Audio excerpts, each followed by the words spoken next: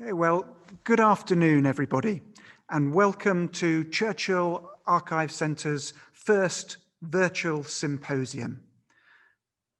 Entitled A Veritable Volcano, this is going to be a 2-hour examination of the life and legacy of Admiral Lord Jacky Fisher, who rose up through the ranks of the Royal Navy from midshipman all the way to Admiral.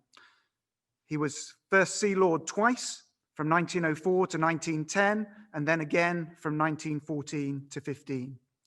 And he, of course, was always a colourful and controversial character. Fisher has been credited with transforming and modernising the Royal Navy, pioneering submarines, torpedoes, gunnery innovation, and of course the Dreadnoughts. But he was also a man who was possessed of an abrasive style that made him many enemies. And his resignation over the Dardanelles famously brought down Churchill as First Lord of the Admiralty. For those of you who don't know me, my name is Alan Packwood. I'm lucky enough to be the director of the Churchill Archives Centre here at Churchill College in Cambridge. We're proud to house the papers of Lord Fisher, alongside those of many of his naval and political contemporaries. And this symposium is an excellent way of raising the profile of the collection. And I'm grateful to the current Lord Fisher, a great-grandson, and to his daughter Penelope for suggesting this event. And you will meet both of them shortly. One of the things that I particularly like about Lord Fisher is the phrases and with which he peppers his writings and his speeches. And I'll just give you a couple of those now. No difficulty baffles great zeal. And hit first, hit hard, keep on hitting. It seems to me that both of those may be very relevant to this afternoon as we trial this new virtual technology and this new virtual event. We have a packed afternoon for you. After all, this was going to be a one-day physical conference. There are going to be 2 expert panels, one on Fisher's life and one on his legacy, and some fascinating insights and new material from the family. But we need to start by setting the context and by introducing our protagonist and subject. And to do this, it's my very great pleasure to introduce Professor Barry Gough. Barry is an extremely prolific Canadian naval and maritime historian. He's a former university research professor at the Wilfrid Laurier University in Ontario, where he served as founding director of Canadian Studies, the coordinator of interdisciplinary studies, and as the Dean of Arts. His most recent works include Pax Britannica, Ruling the Waves and Keeping the Peace Before Armageddon, Britannia's Navy on the west coast of North America, 1812 to 1914, and, perhaps most relevant of all to this afternoon, Churchill and Fisher, Titans at the Admiralty. There is much more that I could say to introduce Barry, but time is short. The important thing is that he is the best person, the most qualified person to get us started today. Barry is, of course, on the west coast of Canada. And though he is joining us this afternoon, we thought it kindest and safest, given the time difference, to ask him to pre-record his opening remarks. So without further ado, roll VT, I give you Professor Barry Gough. Look out, here comes Jack. The story is told of Admiral Lord Fisher's arrival at the Admiralty in London to take up the position as First Sea Lord. He'd intended to assume command on Trafalgar Day, 21 October 1904, but got the details wrong, and in his eagerness arrived a day early. Just as this welcome discussion of Jacky Fisher was originally to have taken place on Trafalgar Day, so do we begin a day earlier. Every epoch of British naval history has its auroras, its bright lights. Drake and Hawkins, Blake and Rodney, St. Vincent and Nelson, Jellicoe and Beatty, Cunningham and Somerville, Leach and Lewin, down to our own times. They were seamen first and leaders in due time. They knew the sea and its challenges. They witnessed the changes in gunnery, propulsion, communications, and other, and they fought in wars and planned for others lying ahead. They valued their fellow officers, not least the warrant and petty officers. They relied on the engineers and the gun layers. They valued the navigators and the pilots. They leaned heavily on the ratings. They relied on the Royal Marines for regulation and order, and for amphibious operations or for making up a gun crew. The human factor based on tradition and pride often determined outcomes. No wonder these men, these leaders, and those who fought with them had a sense of decorum and pride in being the world preeminent fleet as of the month of August 1914. A recent gathering of all the major units and fleets had occurred at Spithead at the Great Naval Review of that year. There had been naval war games and exercises of recent date that had shown the surprising tactical use of the submarine. Seen as a defensive weapon by the British, it was regarded as a means of preventing a German invasion. The unfolding war would bring forth different scenarios of what the enemy could do by way of underwater warfare. In the shadowy background was the record of the Russo-Japanese War, where moored mines were used as Russian defenses against Japanese vessels encroaching into harbor, and where torpedoes were used with effect. But the big implication was the Battle of Tsushima, when the Russian fleet was vanquished, and that was that gunnery had proved itself in a big sea fight. The Imperial Japanese Navy under Togo had crossed the T and brought concentrated fire down on the line of the Russian vessels with devastating effect. John Arbuthnot Fisher, born in Ceylon, Sri Lanka, 1841, died London, 1920. He entered the mid-Victorian Navy under the sponsorship of a serving officer. He entered the Navy penniless, friendless, and forlorn. He was 13 and went to sea in 1854 when the war against Russia was being fought mainly in the Crimea. Jacky spent early days at sea in gunboats in China waters, showing the flag and suppressing piracy. It was a workaday existence, but in the Battle of Fatsom Creek, he won his superior officer's commendation. He went all the way up through some of the fine commands, climaxing in the Mediterranean as Commander-in-Chief. This was the best of commands, to which the Prime Ministers and the Foreign Secretaries paid most attention. For the Mediterranean was a cockpit of empires. Not least, it is where Nelson had tasted victory a century before. And not least again, where he met Emma Hamilton, who gave him care, attention, and adulation in full measure, nursed him back to health, and released him ever so reluctantly for the final contest against the Allied French and Spanish fleet that ended with British victory at Trafalgar. Jacky Fisher knew all about this, but he always contrived the dramatic effect when talking of those far-off days. And as time was to prove, he too was to have as adoring that Hamilton woman in the person of Nina, Duchess of Hamilton, his greatest source of adulation and affirmation in darkest days of later years. Jacky had distanced himself from his dear wife, Catherine, but he loved her still, and she seems to have held no grudges. Lady Fisher, the Baroness, died in 1918 and was buried in Kilverston, near Thetford, a coronet marking the top of the headstone and indicating her position in nobility. Jacky Fisher is buried beside her, also crowned with a coronet, Baron Fisher of Kilverston. The style was the man. "Here comes Jack," was whispered round the ship as he prowled the deck, taking in the air or making inquiries about gunnery efficiency. He had a strangely Asiatic appearance, and Churchill called him the old Malay. He wrote amusing letters laced with vitality. He was one of the most popular men of his times, but with popularity comes envy and even hatred. Certain members of the press backed him strongly, others did exactly the opposite. Truth to tell, he played all parties for their greatest effect, and that was to secure the might of the British fleet and have it in instant readiness for war.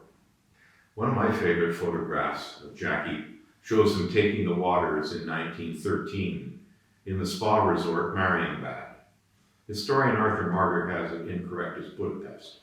Fisher has scrawled on that print that he was surrounded by both parties, Unionist and Liberal, taking in the news of the latest Dreadnought battleship or battlecruiser and how the fleet was of essential value to British carrying trades, industry, finance, insurance, workers, diplomacy, and the British Empire as a whole. Many are the tales of how the King Emperor Edward VII visited Portsmouth when Fisher was C&C there, and Jack took His Majesty down into a submarine. The Queen, Alexandra, was there at the time. She worried that her husband might not reappear. Portly as he was, His Majesty wiggled out of the conning tower and safely came ashore, more impressed with the submarine than ever before. Fisher was made aide-de-camp to the King when he became First Sea Lord, giving him two essentials. First, a necessary increase in salary, for much entertaining was expected of him. Second, and perhaps more important, it gave Fisher the ear of the King.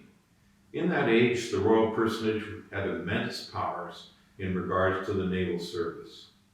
Edward VII it was who opened social doors for Fisher during visits to Marienbad.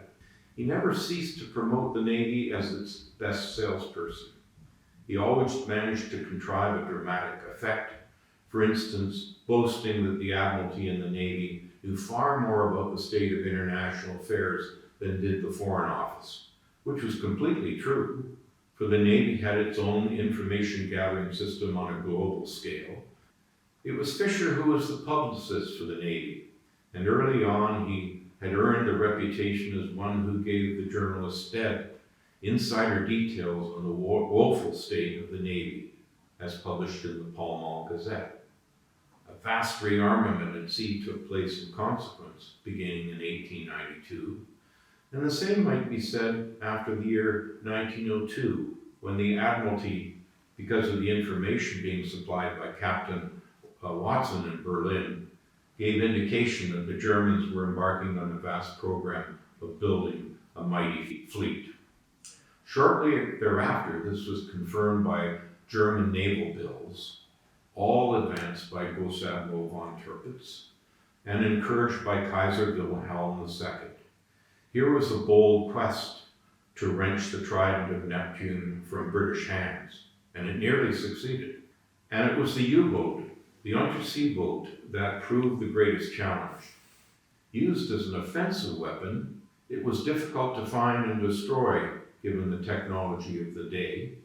The ASW, or anti-submarine warfare capabilities then known to the British or to other nations, had not appeared, but mine barrages, the Dover Patrol, air search rescues out of Harwich and elsewhere, and radio interception helped control and even defeat the U-boat.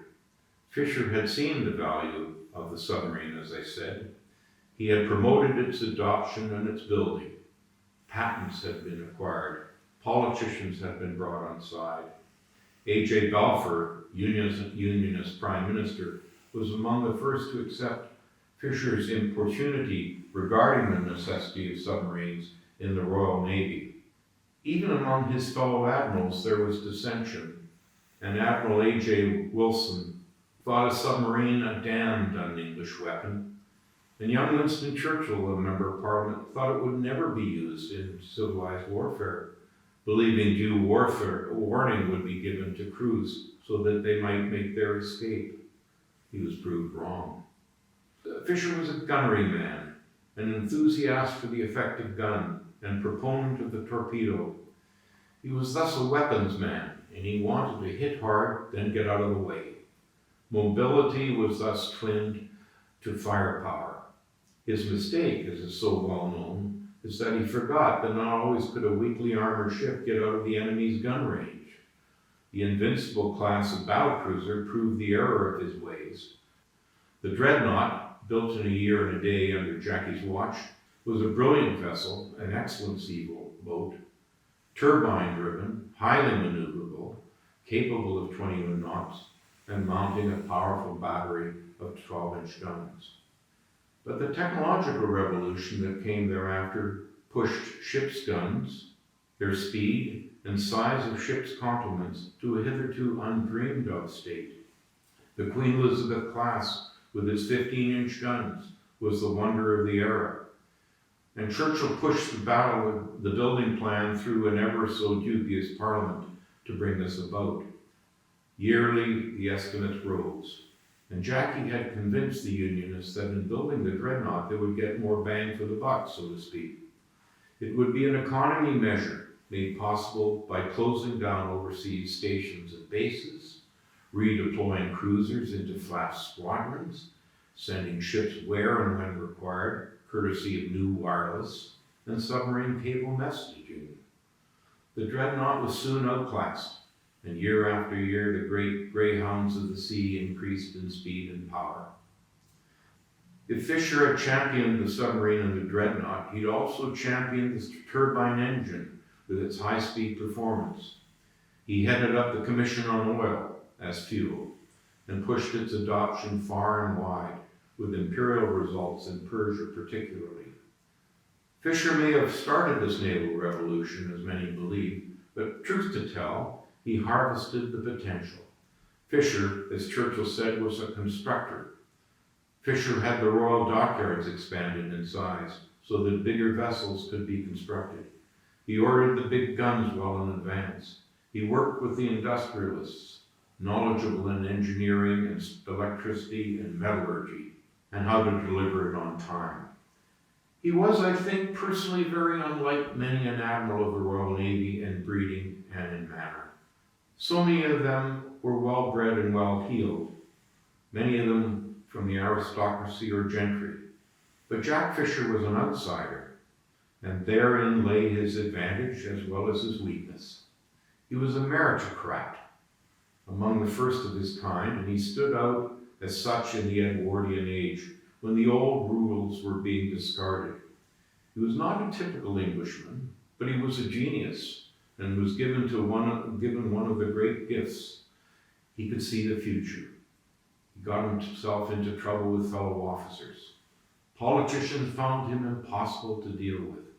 They distrusted his exaggerated style. But First Lord of the Admiralty, the Earl of Selborne, knew that if a naval revolution were to be brought about, the great gaps between the quarterdeck and the engine room would have to be narrowed. Fisher's naval reforms were never fully accepted. In their day, they caused a lot of grief. The scrapping of gunboats too small to fight and too slow to run away brought invective on him from within and without the service. The fight with his contender, Admiral Lord Charles Beresford, weakened him dramatically. Jellicoe and Beatty proved disappointments too, and oftentimes, when out of power, he thought the Board of Admiralty feckless and foolish. He thought a naval staff a good idea, but he never shared the power that would make it possible. Monopoly of control represented power, and there was a degree of narcissism in Jacky Fisher. He liked to declaim about the old fossils, and he carried on vendettas against enemies real and imagined. He had his favorites and promoted them so as to get his ideas and schemes adopted.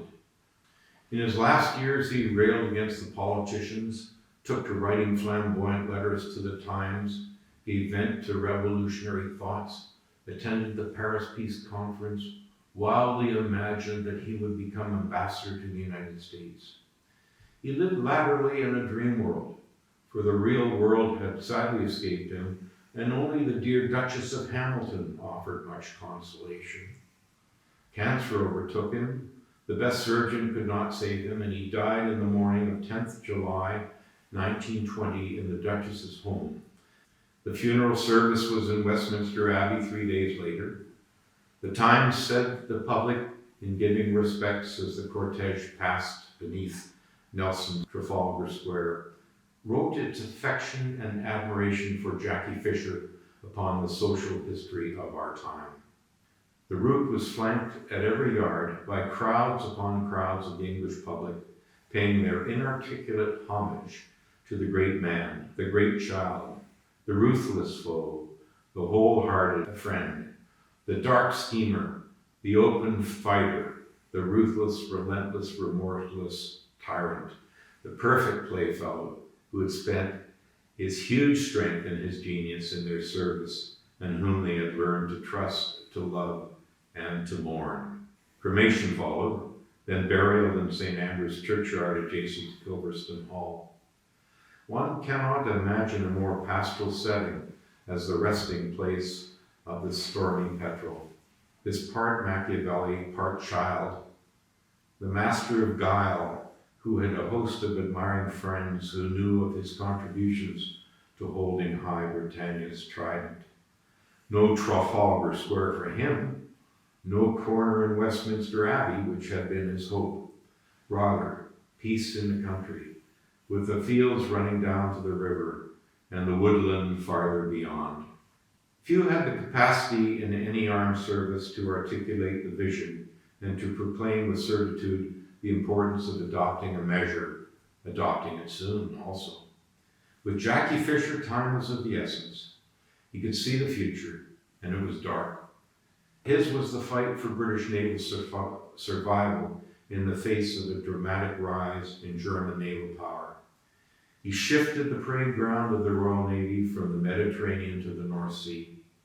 He had all sorts of schemes for dominating the Baltic, even using ships to land troops that would seize Berlin. But when the Kaiser heard about this, he said that he would merely send out the Berlin police force to arrest them. But realizing the great seagoing capacities of the German fleet and the abilities of the Zeppelins and U-boats, he had to accept that the enemy had powerful means of weaponry in its grasp. He went into retirement, forsook Jellicoe for becoming First Lieutenant Lord. He was put in charge of a commission of inventions to find a means of detecting U-boats. It's said that he had many enemies and that he left a divided service. But British naval administration passed to other hands, and Admiral David Beatty toiled hard and successfully to maintain naval estimates. Such decline in British naval power as occurred between the wars was not Fisher's doing, but the memory of his influence never faded. The Navy found it difficult to discard his capital ships with their speed and hitting power. Like many another of his views, he ranged far ahead of his times, but he left an indelible mark on his era. It would be hard to imagine the Navy's fortunes had there not been a Jacky Fisher.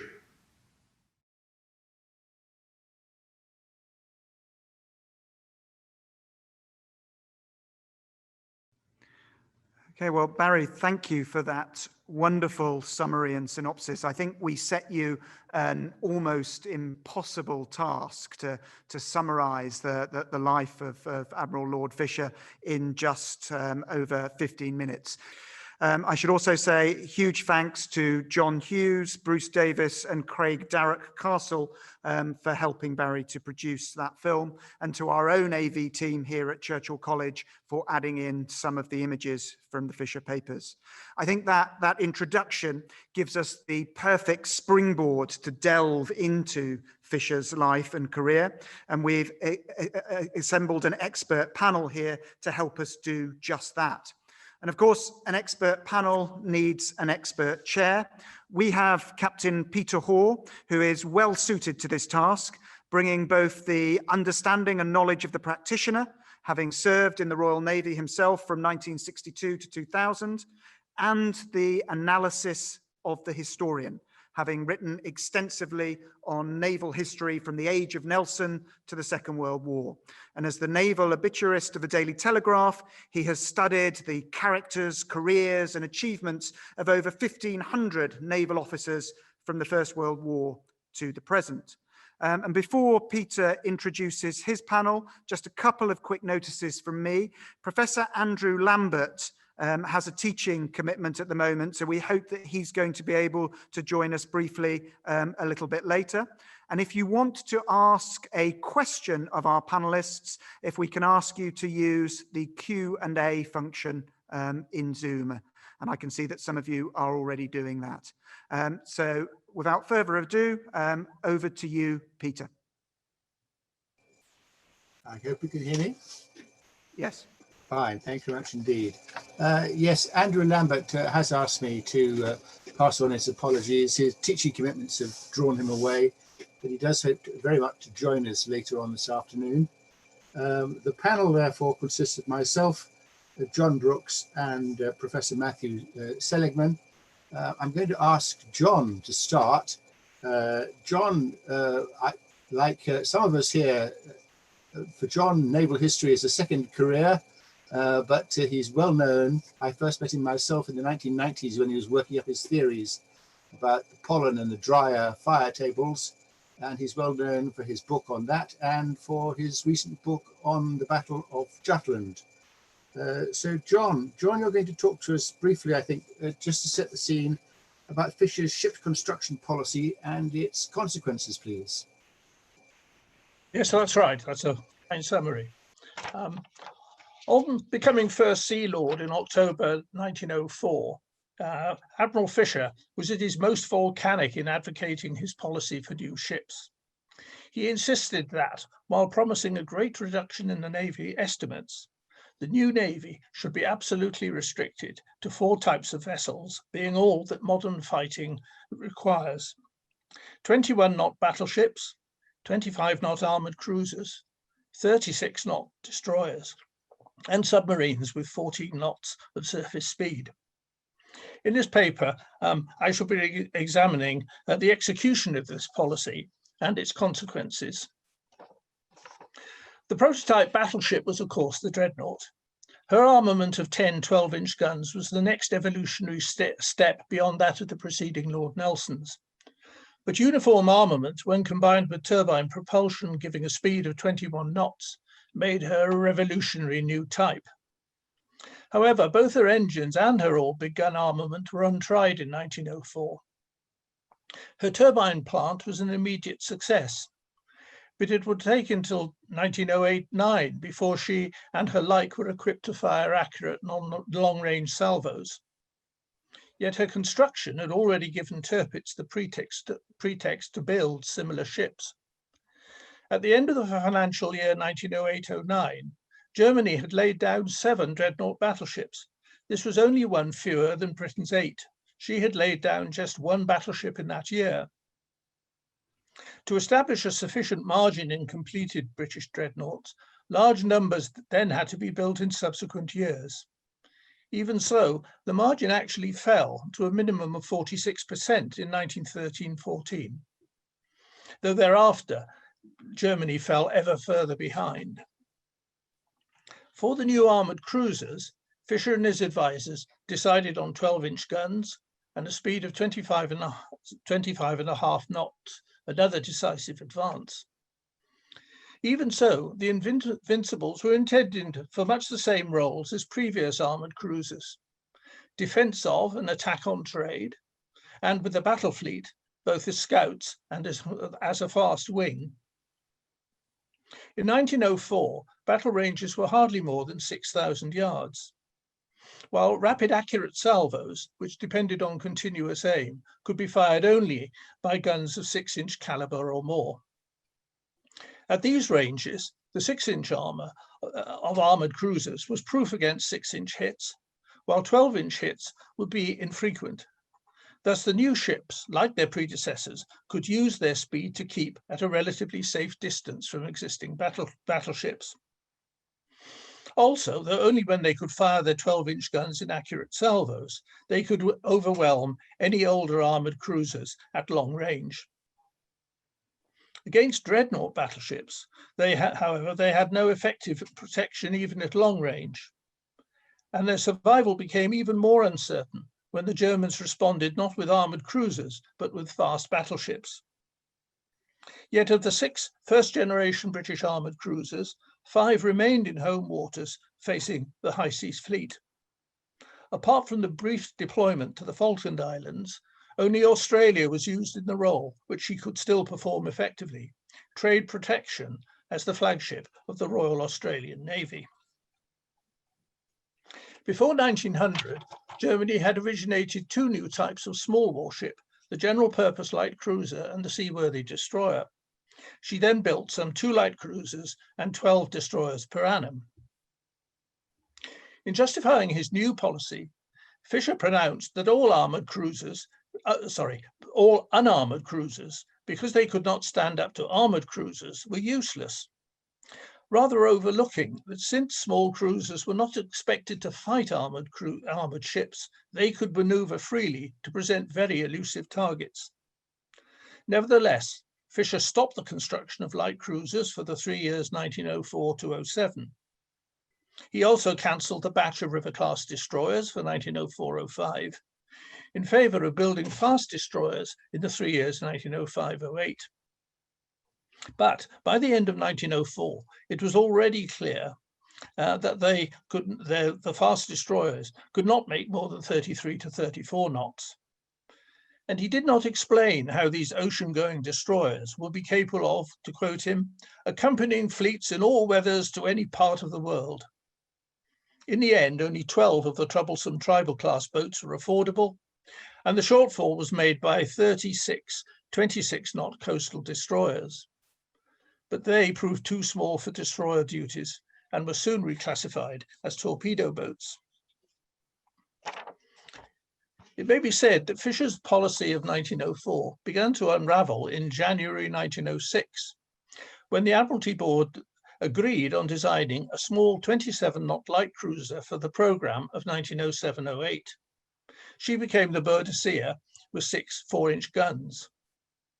But by June 1907, the Admiralty recognised that more unarmoured vessels were urgently necessary and that they must be at least a match for the German light cruisers with 10 4-inch guns. The construction of larger light cruisers began in earnest in 1908-09 with the 5 Bristols, followed by 4 Weymouths with 8 6-inch guns. Also in 1908-09, British destroyers reverted to a more balanced design in which seaworthiness was not sacrificed to high trial speed. But in the previous 4 years, Germany had been able to build up a substantial lead in both light cruisers and destroyers. Much larger British programmes in both types were needed before parity in completed vessels was regained in 1914.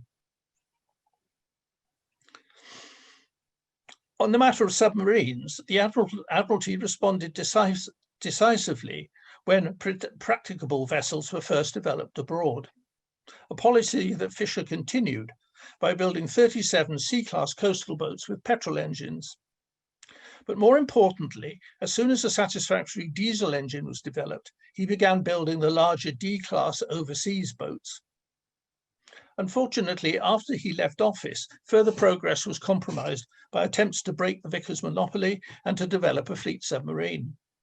Meanwhile, Germany developed superior submarine diesel engines, while Fisher's attention was fixed mainly on large diesels for capital ships. So to conclude, the idea of the all big gun battleship was undoubtedly in the air in 1904, but I myself doubt whether, given Britain's large superiority in pre-dreadnoughts, her unrivaled resources to build rapidly, it was in her interest to construct the first of the type. Indeed, Fisher himself, both in earlier and later years, recommended that it was better for Britain to wait until rivals had revealed their plans. As it was, Dreadnought fired the starting gun for the Dreadnought race with Germany. Fisher himself favoured the all-big gun armoured cruiser, but it had the same limitations as its mixed calibre predecessors. Its nemesis would be the Dreadnought battleships of the type introduced by Fisher, including the German battle cruisers with battleship protection. Britain was forced to respond with battle cruisers that were more expensive than their battleship contemporaries. Fisher's concept of a very fast ocean-going destroyer was unrealisable. The tribals, with their low endurance, were no substitute for the light cruisers and seaworthy destroyers that he stopped building. Subsequently, large programmes were needed to regain parity in numbers with Germany. However, Britain entered the war with a greater proportion of modern vessels of both types. As for submarines, Fisher gave the Royal Navy an early lead in boats of the overseas type.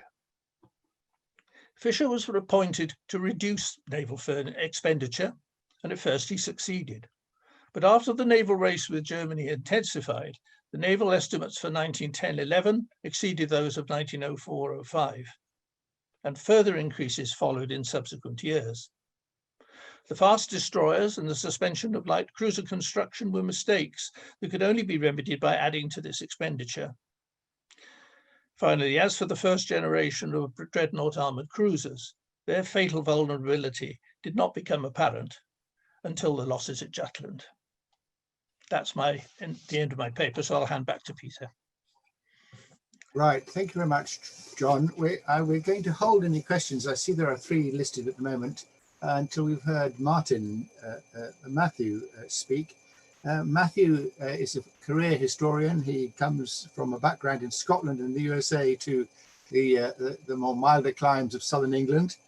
He's the author of 2 very fine volumes from the Naval Record Society, as well as many other books, and must be regarded as the expert on this period of warfare.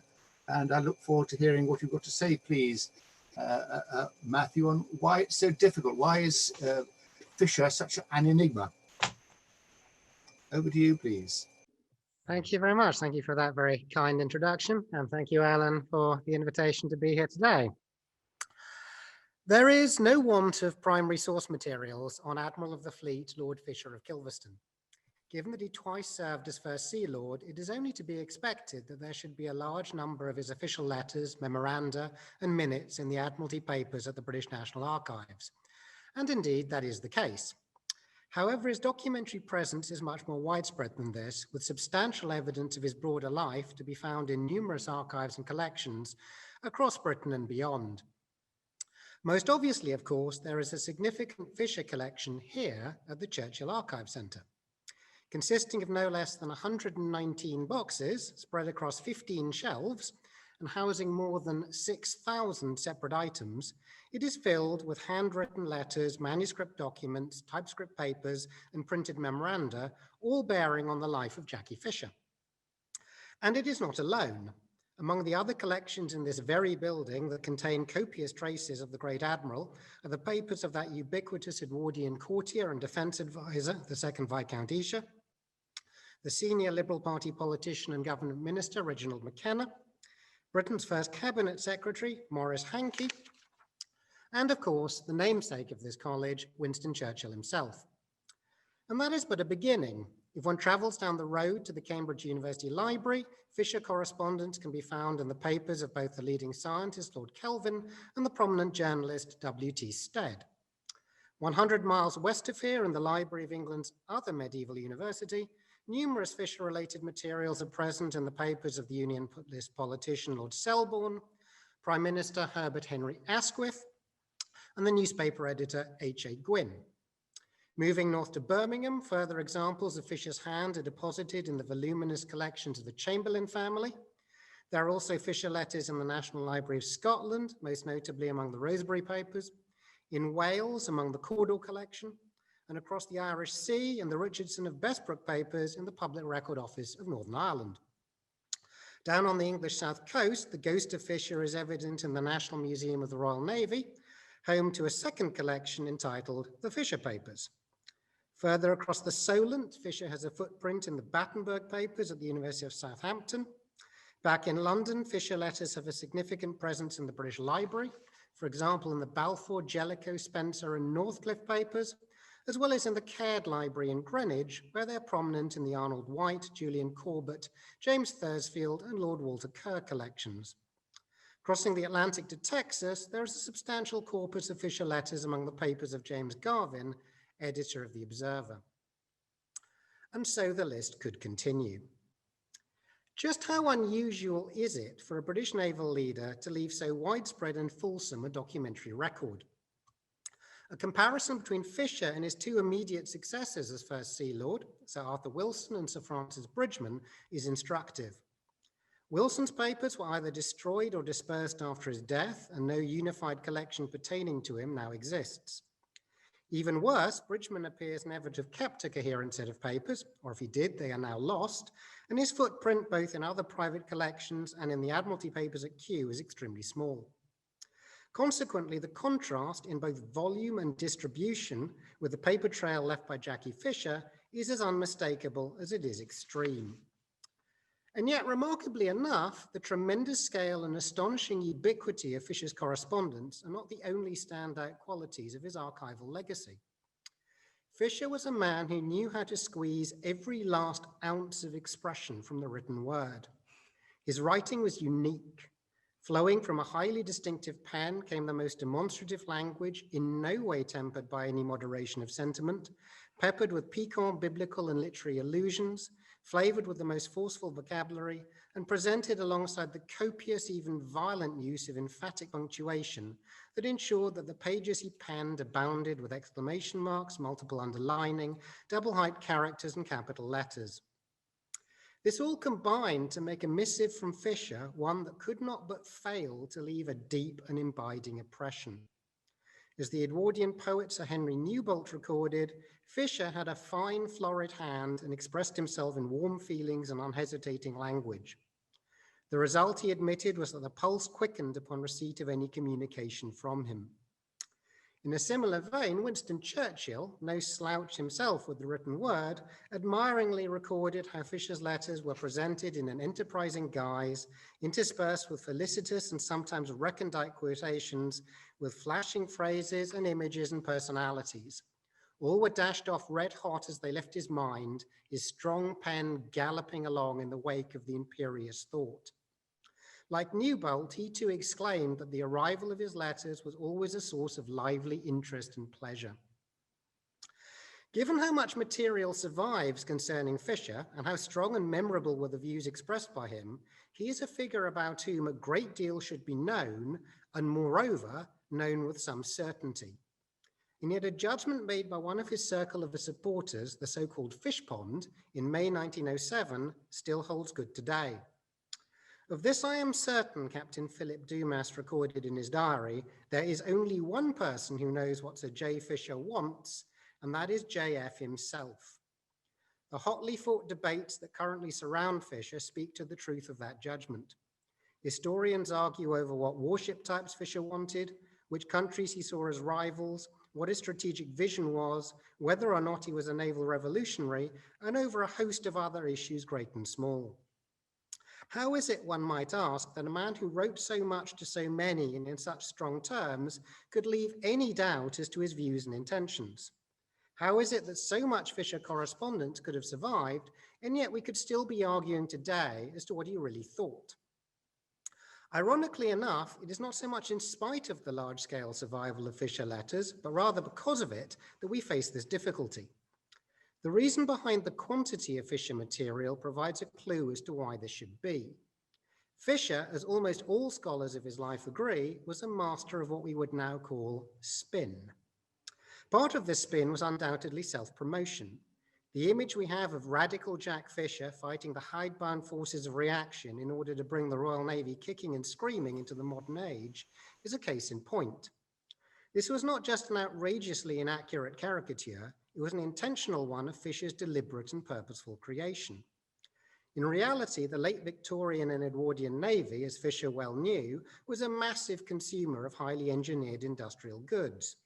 The ships, the engines, the weapons, and many of the sundry stores that made up Britain's fleets and squadrons were all cutting-edge products of the machine age. It was, as a consequence, a service that benefited hugely from the fruits of science and technology, and not only had no choice but to embrace industrial innovations, it did so readily.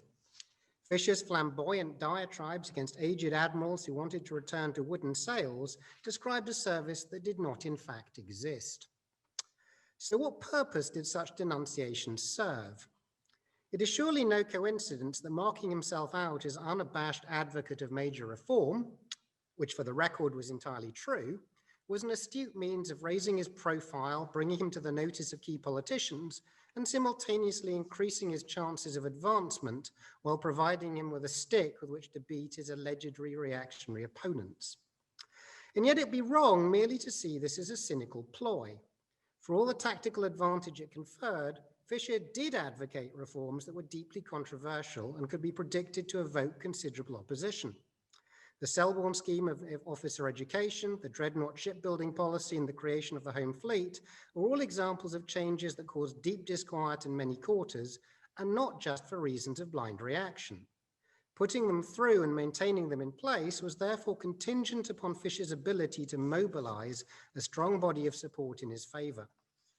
It is notable in this context just how many of Fisher's letters survive in the private papers of prominent journalists and leading opinion formers. It is equally notable how many of them serve no other purpose than to garner the recipient's backing for whatever point of dispute Fisher was engaged in on that specific day. To win such adherence rarely required any explanation of the bigger picture. Indeed, to do that might have produced the opposite result, and Fisher was well aware of this. As he told Robert Arbuthnot in 1904, his strategy for reform was to keep his plans to himself. "Do you think I'm such a born idiot," he exclaimed, "as to write up and tell those fellows all I know?" However, it did involve marshalling whatever argument was necessary for the point at hand, and this led at times to some pretty wild statements, including ones that it is hard to credit that Fisher actually believed. Take as an example this argument for building more submarines before new and improved designs were ready. Remember, Fisher proclaimed, no submarine of any type, even the prehistoric, ever becomes obsolete. Not only did that suggestion fly in the face of common sense, naval history, and Fisher's own experience, but coming as it did from the arch advocate of a shipbuilding policy of plunging, that is to say, utilizing constant incremental advances in order to create obsolescence that confuses your rivals, it ran diametrically counter to his own known views. But he wrote it anyway, presumably because the needs of the moment loomed larger than the battles of the future. So the Fisher enigma is knowing which words were written for effect and which were true expressions of inner conviction. To date, historians have tended to give credence to those views that correspond with their perception of who Fisher was and what he wanted, and disregard those that do not. This obviously is no criterion at all and merely reinforces existing bias. But it explains why one can find and read so much by Fisher and yet still be unable easily to divine his true intent. Thank you. Thank you very much. Thank you very much indeed. Matthew and John, I see we've got 3 questions up already. And the first question pertains to why Churchill was so keen to recall Fisher in 1916. Why indeed? I mean, Fisher surely by that stage was over the hill, wasn't he? He was 70 years old. Or was it that Churchill liked what he was familiar with, just as in the Second World War, he would want to recall people like Cowan and Bacon and Ginger Boyle to service, or even to repeat Operation Catherine, which was in fact Fisher's plan to Copenhagen the German fleet.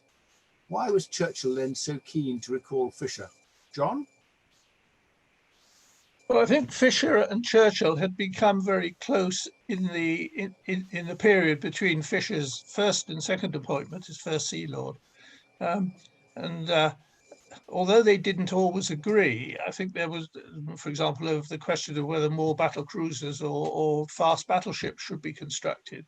I think Churchill and Fisher found much that was congenial, and they were, after all, rather similar characters in many ways. I think the other problem, perhaps, is that there was no obvious person other than Fisher to call on once it was decided that Prince Louis of Battenberg had to go. So perhaps it was a matter of choosing the person who might be expected to stir things up. Unfortunately, when the Dardanelles crisis and controversy blew up, Fisher did not prove as malleable as Churchill hoped. And Matthew, do you think that Churchill was able to fathom the enigma of Fisher, and that Churchill knew what Fisher wanted? Well, Fisher and Churchill were quite similar personalities in some respects, but the short answer is no. Although Churchill claimed that He'd met with Fisher many times, and I think in one case prior, early in the Liberal government, he'd received what he considered an education on British naval policy. I don't think Fisher tended to share too deeply his long-term goals, and certainly not if it was avoidable. So I suspect, notwithstanding what Churchill said in his First World War memoirs, The World Crisis, that he had hundreds of letters from Fisher running to hundreds of typed pages, and the sort of common view was clear from it. I don't think that was really the case. Thank you very much. I know that Nick Jellicoe, the grandson of another admiral of the era, is listening in. And there's a question here about submarines and torpedoes. Why did Fisher fail to anticipate the U-boat menace of 1916-1917? And I wonder if that's the right proposition. After all, Fisher did advocate submarines. It was the irony of it that at the moment he was creating the Dreadnought, for which he is famous, he was also advocating that the surface ship had been superseded by the submarine. And there's a parallel question, I think, is what part did Fisher play in the convoy debates at the end of the war? I was looking through Jellicoe's Crisis of the Naval War recently, and he's written Fisher out of the debate altogether. Matthew, would you like to just speculate on that one? Well, taking the submarine bit first, I think Fisher did anticipate it. Anticipating it and having a solution are not quite the same thing, but I think he did anticipate it. The convoy debate, well, Fisher was by that stage not really someone in whom the Admiralty placed a lot of trust for high policy. He was involved to some extent in the Board of Invention, but I hadn't really come up with anything very significant by then. A convoy looks, with hindsight and from the outside, a very obvious solution, but it wasn't necessarily that straightforward in 1917, not because people hadn't thought of it, but because it required an enormous bureaucracy to make it work, a bureaucracy that didn't exist. I mean, it wasn't putting ships together that was difficult, or necessarily finding the escorts, although there was a great demand for destroyers in 1917. But who was going to organize this? Who was going to detail which ships to run when, with which escort, and do all the staff work involved? And that had to be put together. And the sort of unsung hero of that, Eldon Manisty, doesn't really get a lot of airtime in discussions of this. But as organizing manager of Convoy, he had to create this system and put it into place. And it just wasn't there at one point. So, it's easy to see, looking back, that submarines and convoys and things were there and could have been used in certain ways. And I think Fisher certainly did in the case of the submarine, and might have done in convoy. But providing a solution is quite a different matter. And John, do you have a view of that? Well, yes. I think it's first thing to say is that I think that the development of the submarine was one of Fisher's greater achievements.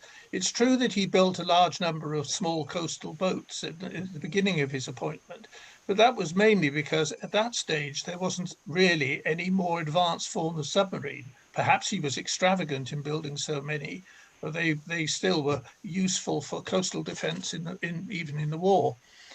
But he also, as I said in my talk, he saw the importance of the diesel engine and was the first to develop overseas boats. And it wasn't his fault that Britain only had a relatively small lead in the number of proper overseas boats at the beginning of the First World War, because the construction of the D and E class had especially the E class, had taken had a lower priority because of other industrial considerations and chasing after the unlikely development of a fleet submarine.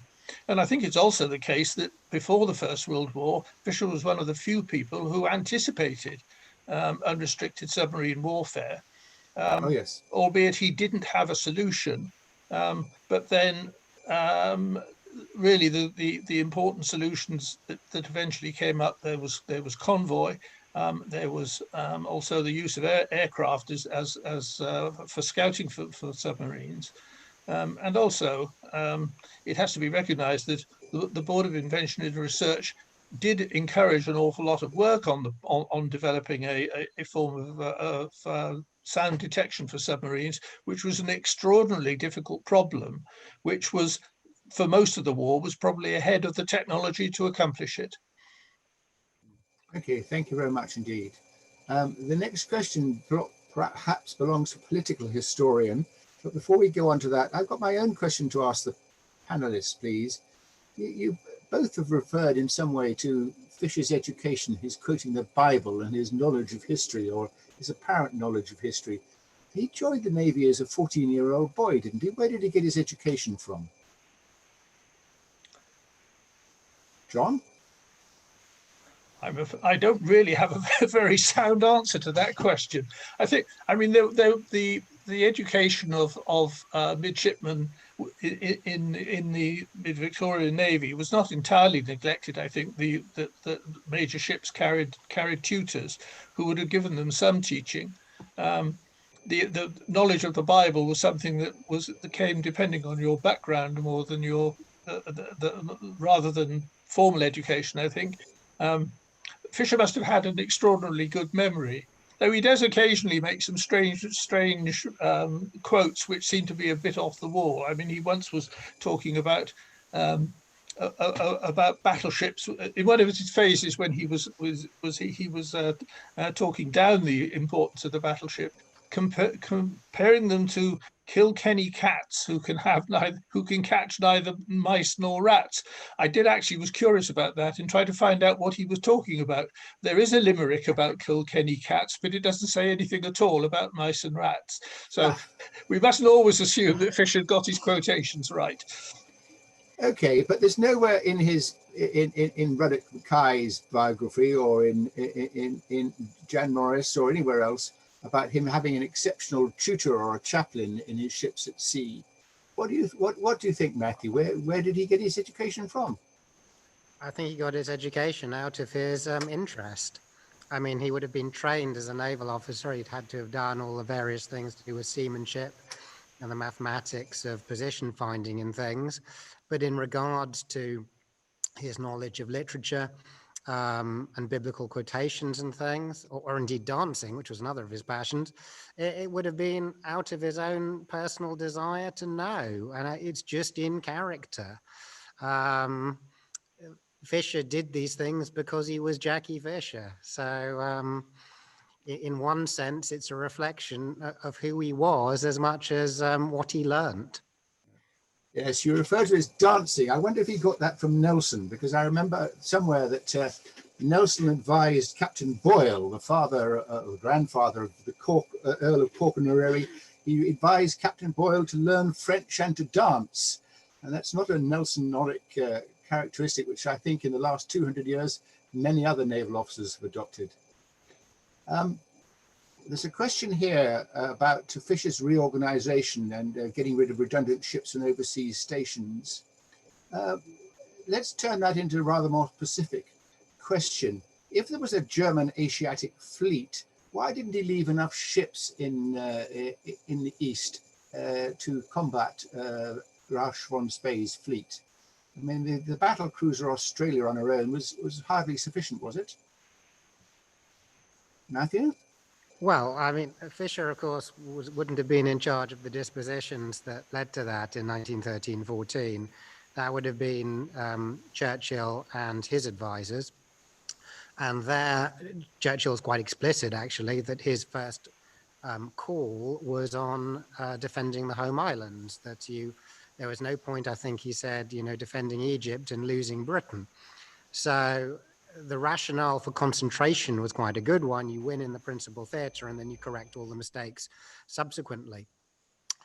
We can't know what Fisher would have done had he been in charge in 1913, but when he did redistribute forces in well, various times, 1904, 1905, 1907, etc., it was moving in the way of concentration as well, albeit not quite as extreme because the German fleet wasn't as big and as threatening at that point, which allowed for greater scope for overseas forces. But I think Fisher's plans for redistribution, I know that this is not the view of everyone, were very much about concentrating where it was necessary and then having the flexibility to move things around as required. Thank you very much indeed. John, do you want to add something briefly to that before we hand over to the next session? Only to say that the Australia on her own would certainly have found Shahnaz and Gneisenau a difficult opponent. But on the other hand, she did have the much larger caliber guns and might well have been able to keep them at bay and therefore impose an engagement at very long range, which is, after all, what did happen eventually at the Falkland Islands. And if we're looking for examples of Fisher redisposing forces to good effect, of course, that particular campaign was very much to his credit. It was he who insisted on sending 2 battle cruisers to do the job that the unfortunate Craddock was quite entirely ill-equipped to accomplish. Yes, it was an odd one, wasn't it? I mean, Craddock was the actual example that the obsolete ships had no place on foreign stations, and the battle cruisers were the right answer, sent, as you said, at great speed and great rapidity from the United Kingdom. Yes. I think Alan would like us to move on now, so I'm going to thank both our panelists, Matthew Seligmann and John Brooks, and turn back to you, please, Alan. Okay, well, Peter, thank you very much for chairing that session, and I echo your thanks to Matthew and John. My job's not an easy one, but I'm afraid I have to keep things moving on, and I know that there were other questions. It's now time to watch our second video of the day. The Churchill Archives Centre was recently contacted by Patrick, the current Lord Fisher, about some material that had remained in family possession at Kilverston Hall and which had not formed part of the initial gift to the Archive Centre. So we asked Patrick and his daughter Penelope to come to the college and to do a little show and tell for us. And that's what we've got for you right now. Good afternoon, everyone. I'm Patrick Fisher, great-grandson of Jacky Fisher. I live at Kilverston Hall near Thetford in Norfolk, which was the estate that was given by a fellow called Josiah Vavasor to, in fact, not to Jacky, but to his son Cecil. Jacky didn't want to be given the estate because he said he'd always lived in naval accommodation all his life and he wasn't going to stop doing that now. I think it's fair to say that Jacky was a fairly divisive and forceful character, and it would appear that in later years, at the end of his life, he was actually living with the Duke and Duchess of Hamilton, and in fact all his papers were bequeathed to Nina, Duchess of Hamilton, and they were subsequently gifted to Churchill College earlier this century. What I have brought to the college is really the remainder of lots of bits and pieces and family material and of course photographs stretching way back which illustrate the progress of his career. And we very much look forward to making sure that all this material ends up in much safer hands than our hurly-burly at home. I have here with me my daughter Penelope Fisher, who is engaged in working on a biopic of Jacky's later years. Penelope and I will just go around and show you some items. And perhaps we could start with the famous picture, the first known picture of him as a midshipman, yeah, which is here. This is a remarkable piece of history, having one of these first pictures taken of him, and to be able to potentially showcase it here today, plus for it to be looked after by the Churchill Archive moving forward, because obviously what's so you can see how old it truly is, the disappearance of it. Let's move on to his albums. Yeah. That these have never been seen in public, and these, I believe, were when he was first in the Navy, and documents his time. And what is fascinating is that he was, what I didn't know is that the Navy it was very important that you were able to draw and document where you were going. And so I didn't realise, but he was actually quite an artist underneath, which you can see in many of the pictures. But this is a beautiful picture of him and Kitty together. That this would have gone with him on all of the ships. Interested seeing that, of course, we've got HMS Warrior here, which he was first gunnery officer on, and this is Sri Lanka. This is actually one of the 3 coffee estates that his father, Captain William Fisher, had planted.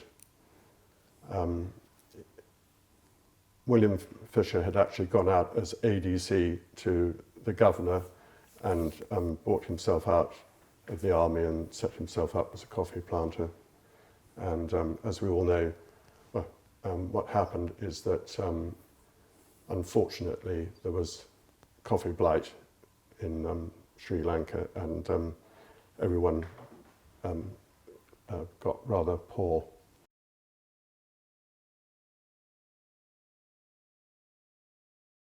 I think what's interesting, what it is to me, when you look at the bust of him by Epstein, it's incredible to think that he was an old man before he served his second term, and during his second term, between him and Winston Churchill, they managed to build another entire fleet. Of course, quite a lot of this was towards flat-bottomed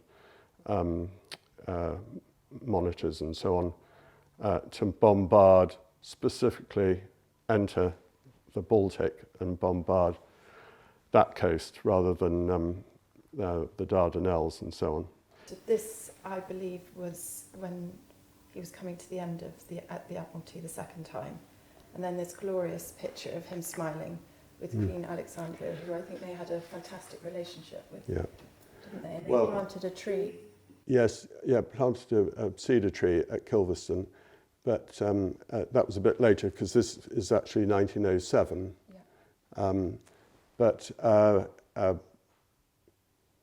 Jacky got on incredibly well with Edward VII, not quite so well with his son. It was quite remarkable that he joined the Navy, a nobody, to then rise the ranks and then become, then mixing with... Well, I think you have to have a measure of ruthlessness and ability, and he obviously was determined that the Navy would have to become a meritocracy. And he was certainly, he simply danced everyone off the floor, so he was pretty indefatigable in entertaining. I think it's also quite difficult to understand how enormous the Navy was in the psyche of the British people, and so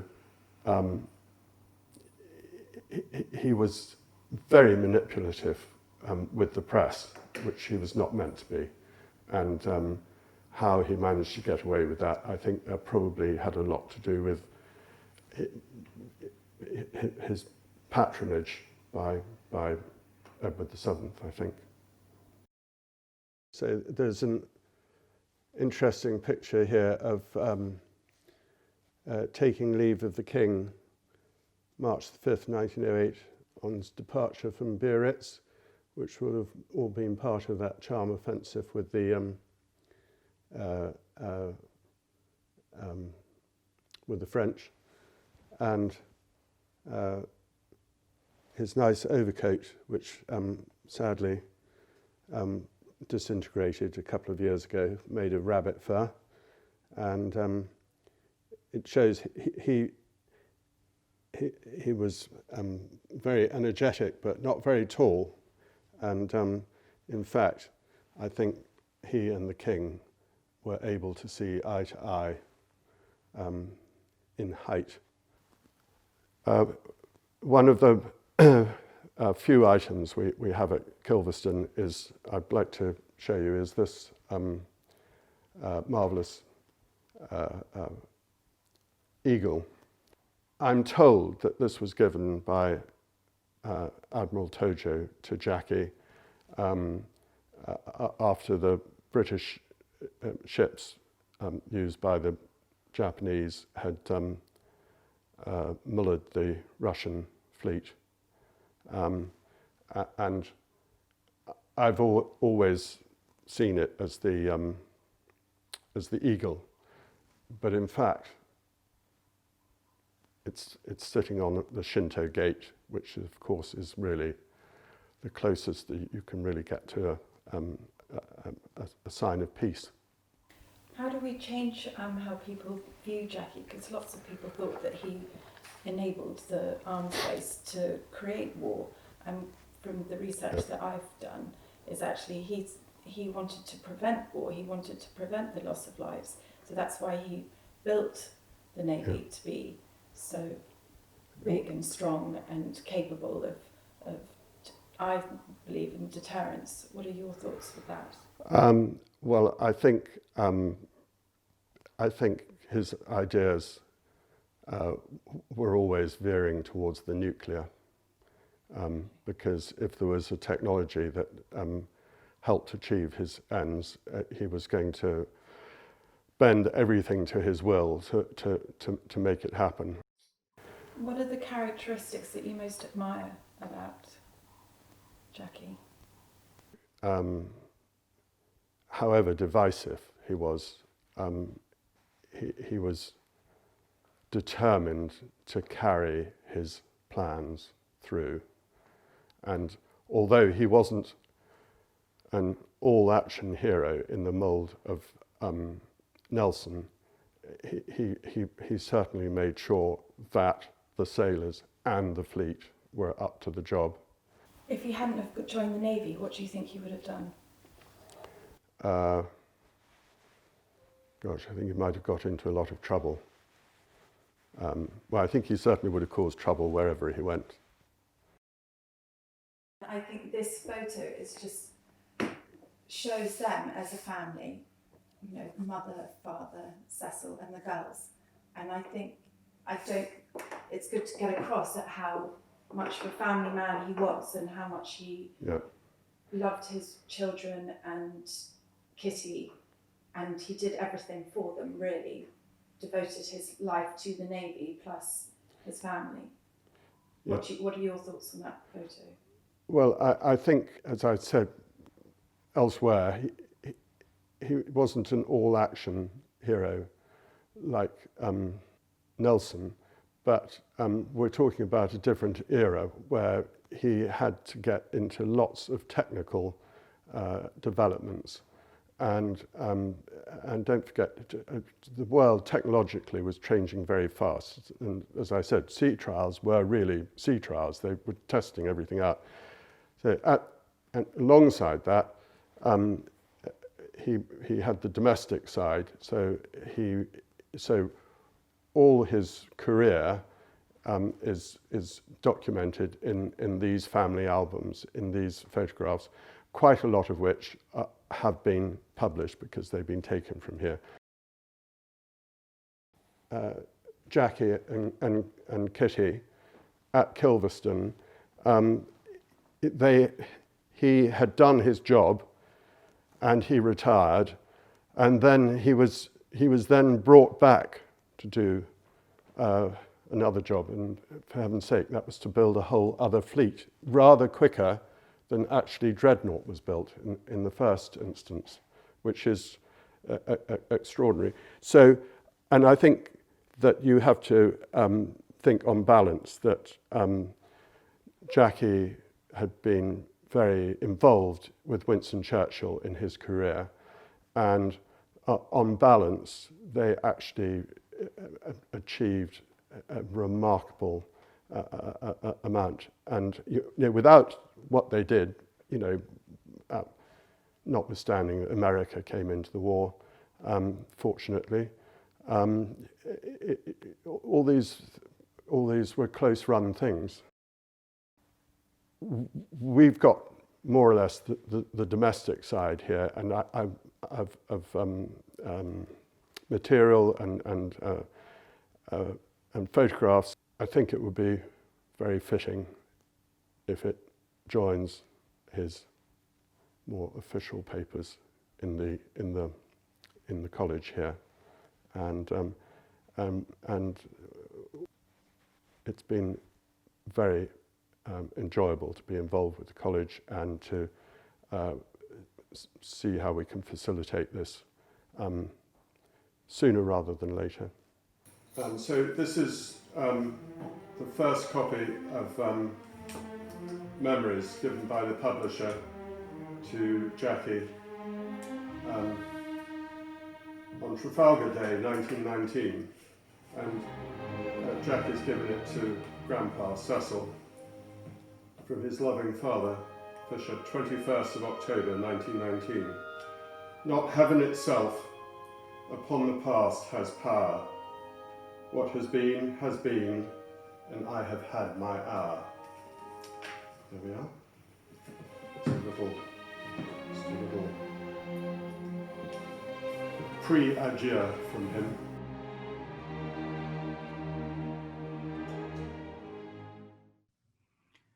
Okay, well, we now move from life to afterlife.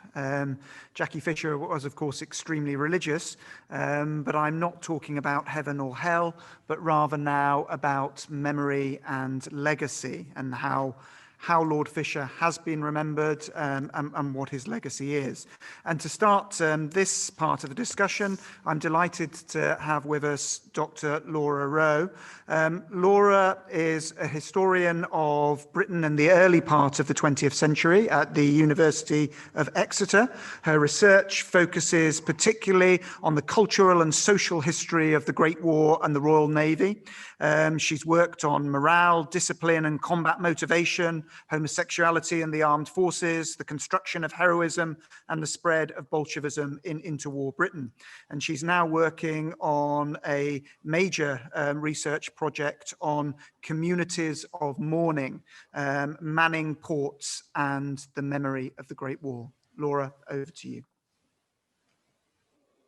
Hello, and thank you very much for the invitation to join you today. I want to talk a little bit about the image of Fisher, the commemoration of him, and then much more broadly about the commemoration of the Great War at sea itself. The pre-war image of Fisher, as we've been hearing, was really quite contentious. But he was very well known and very popular in both the lower decks and amongst the general public.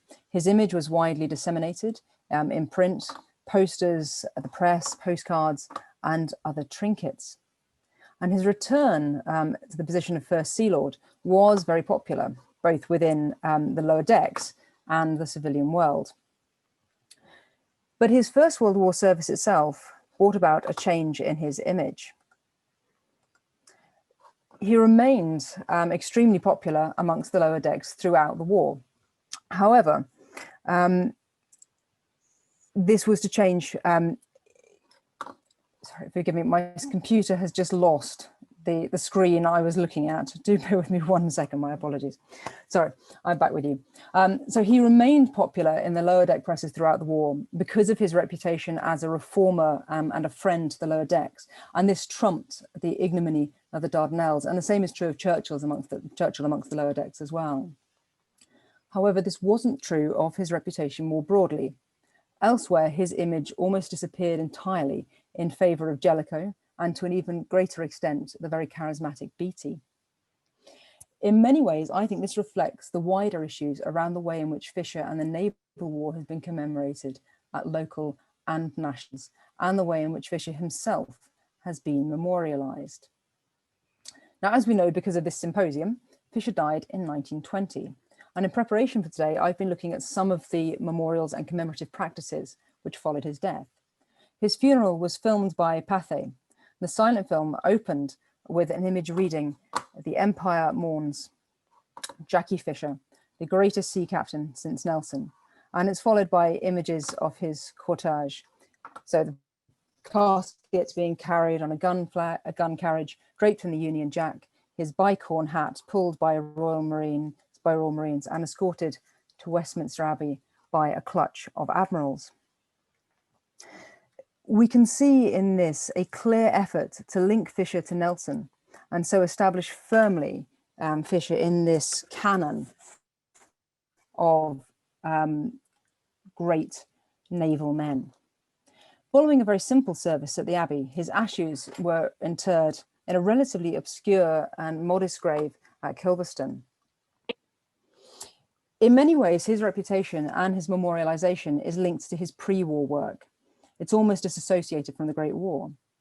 Perhaps this reflects his both limited and contentious role in that conflict. Perhaps it reflects his own self-conscious stepping back from the limelight following his 1915 resignation. Perhaps it's linked to the fact that his death occurred before any plans for national memorials had taken shape. This leads me to think about the national commemorations of the war at sea. Just over 44,000 naval servicemen died in the Great War, of whom 25,000 had no known grave. Different groups, that's government, services, the veterans, local communities, charities, and of course the bereaved, had to decide how and indeed who to commemorate. The memorials had to take on different functions as sites of memory and mourning, debts of gratitude and worthy markers so that those who would come later would understand and appreciate the experiences of that unprecedented war. For the Royal Navy, the war had in many respects been successful. However, it lacked the glamour of older naval campaigns or the visibility of the land war. There were no decisive grand fleet actions that the public had expected to see. And the Navy faced a very difficult and different post-war world in which its status, position and function faced challenge. And it's against this backdrop that the senior service had to decide how best to commemorate the war and the dead. Discussion about the importance of a suitable national memorial took place at the Admiralty shortly after the cessation of hostilities. As early as 1919, two major forms of commemoration for the war at sea were being planned simultaneously. One was headed by the Imperial War Graves Commission, and it focused on a memorial to the missing, i.e. those lost or buried at sea. The other was run by a committee at the Admiralty itself, and it focused on a national memorial, or potentially memorials, to commemorate the war at sea more broadly. The commission was established in May 1917. Whilst the Admiralty were consulted by the commission, they were very much the junior partner in the relationship. The Admiralty objected to the concept of a memorial to the missing because they argued it was not in keeping with naval traditional customs. However, the commission pointed out to the Admiralty that the commission was charged with the duty of commemorating all those who fell during the war, and insisted that in the interests of equality with the army and for the benefit of the bereaved, those with no known land graves would be named on a national memorial. the Admiralty was forced to accept that this memorial for the missing would be commissioned and dutifully formed a committee to look into the matter, which reported in 1920.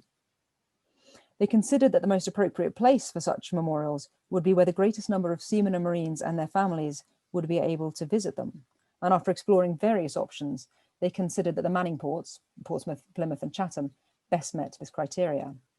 After much discussion about the exact designs and sites, 3 identical memorials were unveiled in 1924. Whilst planning for the national memorials to the missing was underway, discussion also began on a central national memorial to be based in London. This was distinct from the memorials to the missing because it would have commemorated the contribution of the Navy more broadly rather than being focused on commemorating the dead.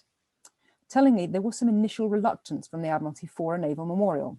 They suggested the Army's needs should come first and that the Navy should only be addressed afterwards. Having conceded that the public would expect a naval memorial, throughout 1921, discussion focused on the form and location of such a memorial. Suggestions ranged from, predictably, Trafalgar Square to the Embankment and potentially the Chapel of Faith at St Paul's Cathedral.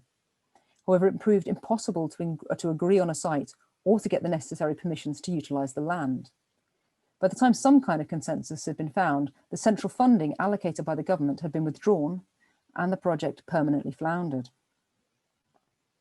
Alongside national efforts to commemorate the war at sea, many local memorials also addressed it.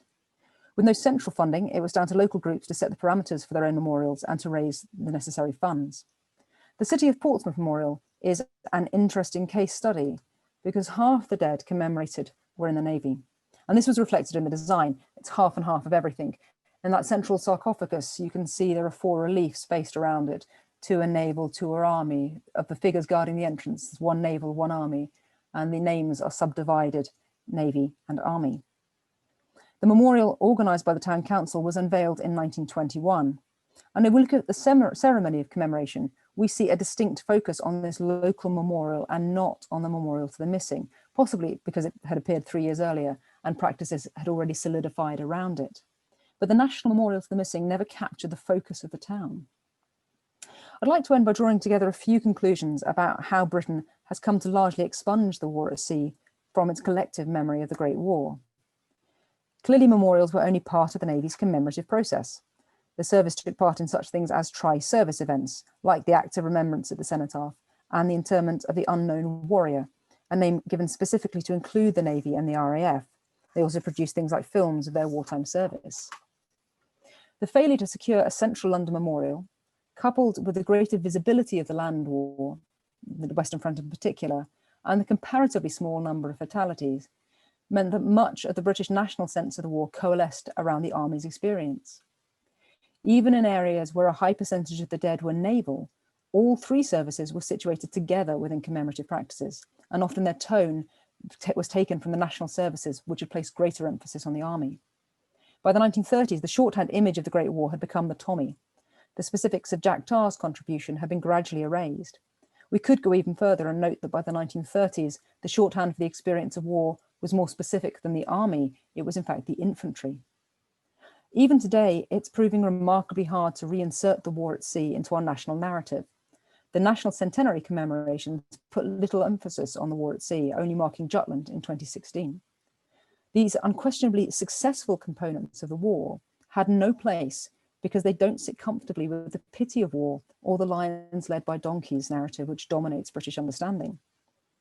The Navy prided itself on being the silent service, but its national silence in the early 1920s has cost it dear in terms of how we have come to view the Great War. Thank you. Okay, Laura, thank you very much. I have to say, I'm sure that Jacky Fisher would not have remained silent about the Navy being superseded by the Army. I'm now going to move on to introduce a long-standing friend of Churchill College and the Archive Centre, a former visiting fellow here, Rear Admiral Dr. Chris Parry. After reading modern history at the other place, Oxford, Chris spent 36 years in the Royal Navy as an aviator and a warfare officer. He commanded the destroyer HMS Gloucester, the amphibious assault ship HMS Fearless, the UK's amphibious task group, and the Maritime Warfare Centre, and he was mentioned in dispatches during the Falklands conflict. As a Rear Admiral, he was responsible for determining the future strategic context of operations and leading on the conceptual development of all three armed forces up to 2030. And now he runs his own strategic forecasting company, advising governments, companies, and banks about leadership and risk. And yet somehow he's also found the time to get a PhD and to write several books. So Chris, over to you and Fisher's legacy and relevance to the Royal Navy as it is today. Well, thanks very much indeed, Alan. I'm now going to attempt to get my screen shared, and if Chris is there, I'll ask him to sort of help me here. So here we go. Let's see if it works. Okay, the exam question is, what does Jacky Fisher mean to the Royal Navy today? Well, I regret to say the answer is very little. To most members of the senior service, he's known only from a few distinctive portraits, his association with Churchill, some notably striking quotations about war, and as the midwife of Dreadnought. Very few ratings who've trained at HMS Raleigh remember that they were in Fisher Division. Indeed, I just saw a discussion on Facebook that said, weren't we in Frobisher Division? And the fact is that Fisher is barely better known in the Royal Navy than Blake, Rodney, or Boscawen. This ignorance says a great deal about today's Royal Navy's neglect of its own history and corporate memory. Its training and educational regimes incorporate very little about Britain's naval past. And I'm always taken aback when I lecture to naval students at the Staff College, how unprepared by the national curriculum they have been in relation to any history, let alone the history of their profession. The impact, of course, is made even worse by an acceptance that information can always be accessed online at the expense of actually holding anything between the ears. Unfortunately, experience has shown that a fighting service that neglects its heritage and the lessons of the past generally will not have a successful future. Its doctrine and concepts will be held captive by the promise of technology, ignorance of context, and a neglect of empirical evidence. To the general public, Fisher is even less familiar. He was an unremarkable and inaccurate subject of a stamp in 1982, and today is being used as a marketing prop for a new town, Kingsfleet, that will be built at Kilverstone in Norfolk, which I'm afraid will disturb considerably Jacky Fisher's slumbers. As you can see, 5,000 new homes and quite a lot of cycle routes and the rest. However, a reason why Fisher is so overlooked today is because he was entirely the product of his time and he faded very quickly from national memory. As Laura said, despite his inclinations and fighting instincts, he hadn't actually been a fighting admiral in World War I. His death in 1920, the ongoing conflict between Jellicoe and Beatty, the Geddes Acts taken to the Royal Navy, the subsequent naval disarmament conferences and the turbulence leading up to the Second World War contributed greatly to the underestimation of his impact and to his demise as a great historical figure. Significantly, Beatty, Jellicoe and Cunningham make it to Trafalgar Square, but Fisher doesn't, despite his devotion to Nelson. And if you think today's architecture is poor, look what you could have got if a Royal Commission's recommendation in 1826 had erected that pyramid, which was not only commemorating the Battle of Trafalgar, but also the Battle of the Nile, had actually gone ahead. Now, the fact that he's not in Trafalgar Square is odd, because as we've heard, he introduced destroyers, aircraft, submarines, turbine engines, water tube boilers, long-range gunnery, accurate fire control, oil fuel, and the battleship as we know her, as well as the reform of vast swathes of the organisational support and administrative side. He even allowed engineers into the wardroom, the officers' mess. But for all his strengths and virtues, Fisher was, as we've heard, an outsider who forced himself into the heart of the Royal Navy's establishment through sheer force of personality, energy, intellect, and passion for Nelsonian virtues. He was authoritarian and divisive, and the Royal Navy after World War I seemed determined never to admit his type again. It reverted to what it found comfortable in cultural terms after he left the scene. Very few speeches by Royal Navy grandees refer to Fisher or his achievements in the interwar years. This attitude prevailed at a conference held at Shrevene as late as 2004. Partly, this is because, as we've heard, Fisher, although assiduous in preparing the Royal Navy for the First World War, did not suffer anybody gladly.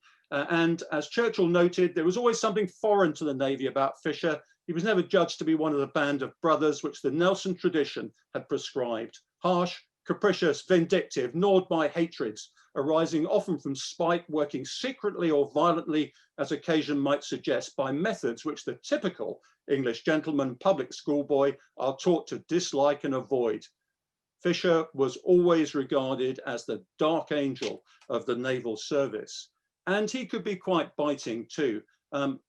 You remember that one of his aphorisms was actually the secret of efficiency is favoritism. But even when talking about one of his favorites, he says, Jellicoe had all the Nelsonian attributes except one. He's totally wanting in the great gift of insubordination. Indeed, he could, in retrospect, Fisher, be seen very much as a Trump-like figure, one who threatened and contrived to drain the swamp of the late Victorian Royal Navy and prepare it for strategic competition with a rival determined to take his country on at sea. Indeed, conventional naval officers tended to see Fisher in the same light that conventional US politicians are keen to see him gone from a position of authority. Like Trump, as we heard earlier, Fisher was also ahead of his time in the way he communicated, almost as a text or as a tweet. And if you look on the one I constructed earlier, he fits very well into the modern social media environment. And you'll remember that he actually invented the term, oh my God, which is used by adolescent girls almost to destruction today. Look at all the capitals, look at all the short phrases. All that's missing, and I put one in here, is the occasional emoticon, which I think he definitely would have used had they existed at the time. Now, Fisher's tenure of First Sea Lord was characterized, as we said, by authoritarianism, and he exercised highly centralized and personal control of the Royal Navy.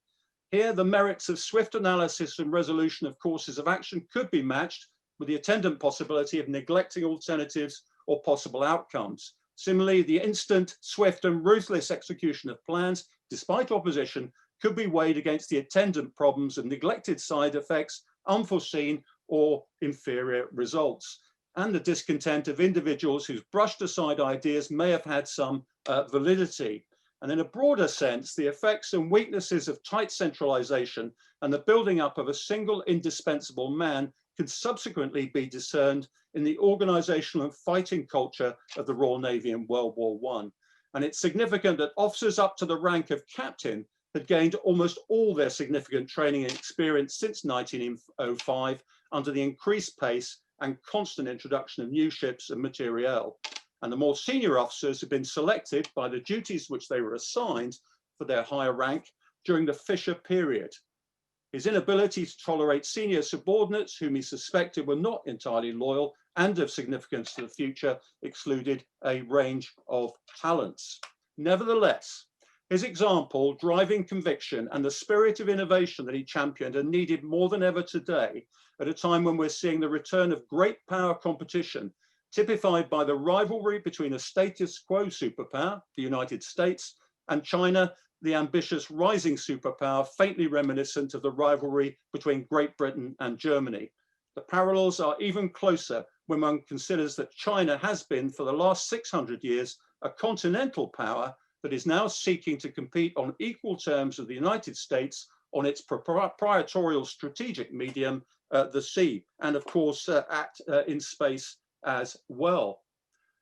We're also seeing the emergence of a similar alliance structure emerging, one, a Eurasian authoritarian bloc comprising China, Russia, and Iran that is seeking to dominate the trade and geopolitical space in and around Eurasia. They seek to dominate Halford Mackinder's world island. The other, composed of maritime democracies, the United States, Canada, parts of Europe, certainly the United Kingdom, Japan, Australia, New Zealand, India, and others fearful of China's and Russia's ambitions, such as Vietnam, and Malaysia. All these rely on their ability to control the world ocean. Now, the problem is that our opponents have studied Fisher very carefully and closely. The Russians invest heavily in Fisher levels of firepower and speed, as you can see with their latest frigate, the Admiral Goff. So do the Chinese. Oops, there they don't. So do the Chinese, who are adept at learning from history wherever they find best practice. In addition to speed and firepower, they've adopted entirely and exactly Fisher's methods of speedy construction associated with Dreadnought's year-long build, as seen here in a naval dockyard near Shanghai. Preformed plates and sections, piecework, and 24-hour working have been adopted entirely from Fisher's experience. And you can see the Chinese also, bottom left, have got the hang of submarine warfare. They may be using the sea to hide them. So, however, the United States is not going to be left out, and it's trying to maintain its technological edge with what could be the Dreadnought of the early 21st century, the Zumwalt class, which will be the platform for advanced technologies such as electromagnetic railguns, directed energy laser weapons, unmanned vehicles, and long-distance precision firepower. And just to show that the Americans have a sense of humor, the first captain of this futuristic vessel was called Captain James R. Kirk. However, back to the UK, there are signs that the Royal Navy is adjusting to the needs of the emerging strategic environment and the requirements of great power competition. The next generation of ballistic missile submarines will be headed by HMS Dreadnought, and the current First Sea Lord is a reforming, modernizing presence who has proved himself unafraid to overturn conventional wisdom and adopt radical approaches to maximize fighting power.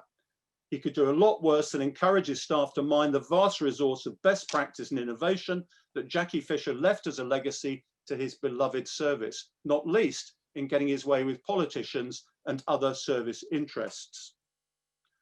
That is why, more than ever, Fisher's legacy should be a renewed study and application of his ideas and methods. The detail of his life and career are a treasure trove of lessons and best practice for those that have the skill to extract them and apply them to new contexts.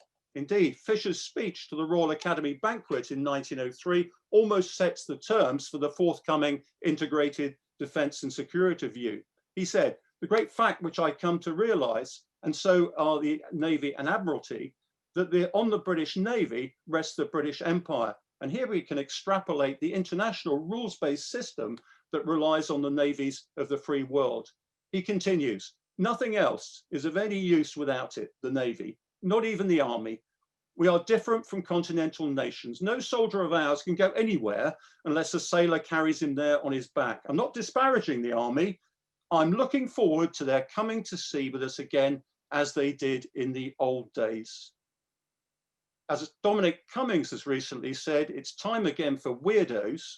And as Lord Hankey said unkindly of Fisher, cranks. Thank you very much. Chris, thank you very much. So I think what's united our first two presentations in this session is their agreement that Fisher has been largely forgotten. Our next two panelists, who I'm going to introduce together, are really trying to put that right. Penelope Fisher is a great-great-granddaughter of Jacky Fisher. She has a diploma with distinction in filmmaking from the London Film Academy, and she has worked as a co-producer and producer and now runs Trident Films, in which capacity she is currently working, as you heard earlier, on creating and commissioning a biopic about her ancestor's life. Tom Williams is working with her. Tom has worked as a screenwriter for film and TV for over 20 years.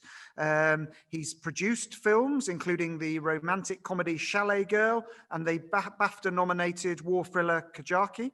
And he is developing other true life subjects for film and TV, including the Russian Revolution, the Piper Alpha Fire, and interestingly for Churchill College, the Siege of Sydney Street. He's also apparently working on a Falklands gay musical comedy, but he says that that is too complicated to explain here. So if we can go now, I think, to Penelope, first of all. Hi, good afternoon. I'd like to take you back to how I came to know about my great-great-grandfather and who he was. As a child, I struggled to read and write and discovered that I am dyslexic. At school, we were asked to do a family history project when I was about 11 years old, and I uncovered who my infamous ancestor was. I found school so hard, and so I escaped into the world of film. This is embarrassing to say, but I watched so many black and white films that I asked my parents, when did the world turn to colour? As I was putting this school project together, I became absolutely fascinated with the man behind the naval uniform. I was hooked on his career progression, the backdrop of the empire, the rapid advances in technology, and most of all, his force of character. I became intrigued with this acclaimed man and the people in his life. On a side note, I'm also interested in psychology and enjoy watching character-driven films.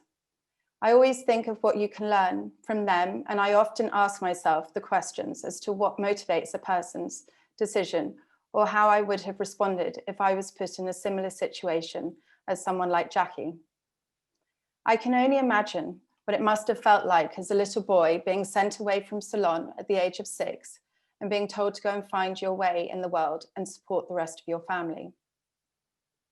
This is how Sea Lord came about. It's been a lifelong ambition to make.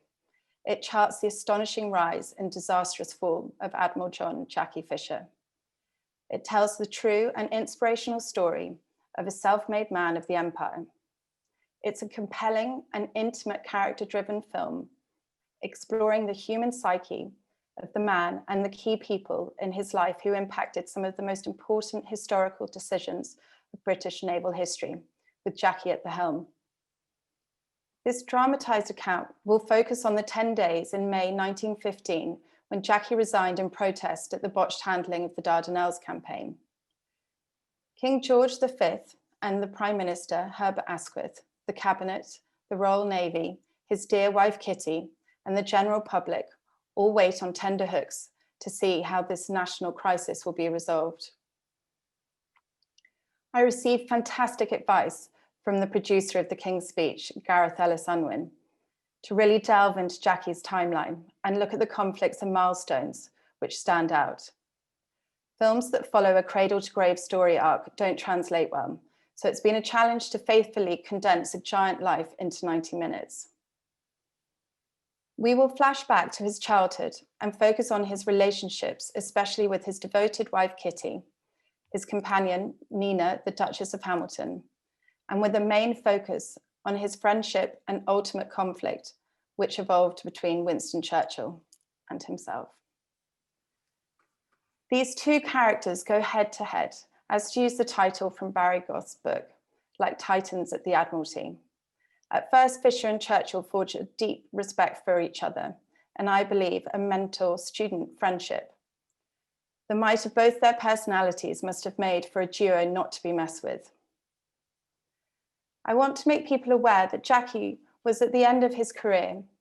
He had already forced remarkable innovations and developed new strategies to keep his beloved Navy the finest in the world. He had lived a full life of trial and triumph, rising to the ranks and achieving stations beyond his class. As most admirals would have retired in glory, Fisher was bound for Kilveston to tend the roses, those poor roses.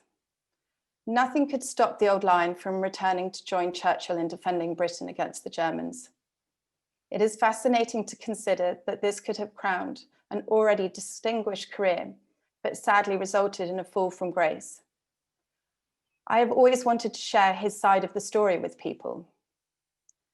As this afternoon has shown, he was a colourful character with firm opinions, energetic and a complex personality. And I often describe him as being like Marmite. You either love him or hate him. I hope I would have been allowed to be in the fish pond. During my years of research, I would lose myself in Jacky's letters and could hear his voice. These have been so well presented in Arthur Marder's 3 volumes of Fear God and Dreadnought. My father met with Marder in the 1960s, whilst he was conducting extensive research on Jacky, and you can find his work at the college.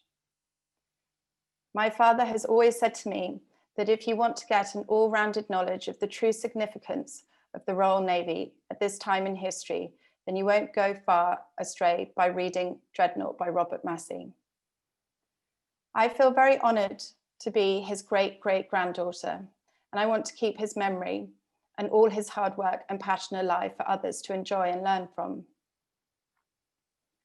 I feel that we have an obligation to talk about history and to be honest in our reflections of the past.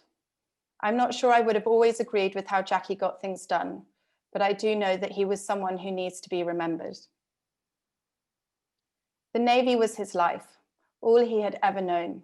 He dedicated every single breath to it. Until his dying day, he was writing his extraordinary letters to keep pushing for change. It has been a fantastic experience to research all about Jacky and to learn more about such amazing work that he did. I was kindly introduced to Tom through Gareth Ellis Unwin, the producer of The King's Speech. And Tom, the incredibly talented screenwriter, has pulled together remarkable work on Sea Lord. It has been a fantastic experience to research with him, and he has done such amazing work putting this important story together.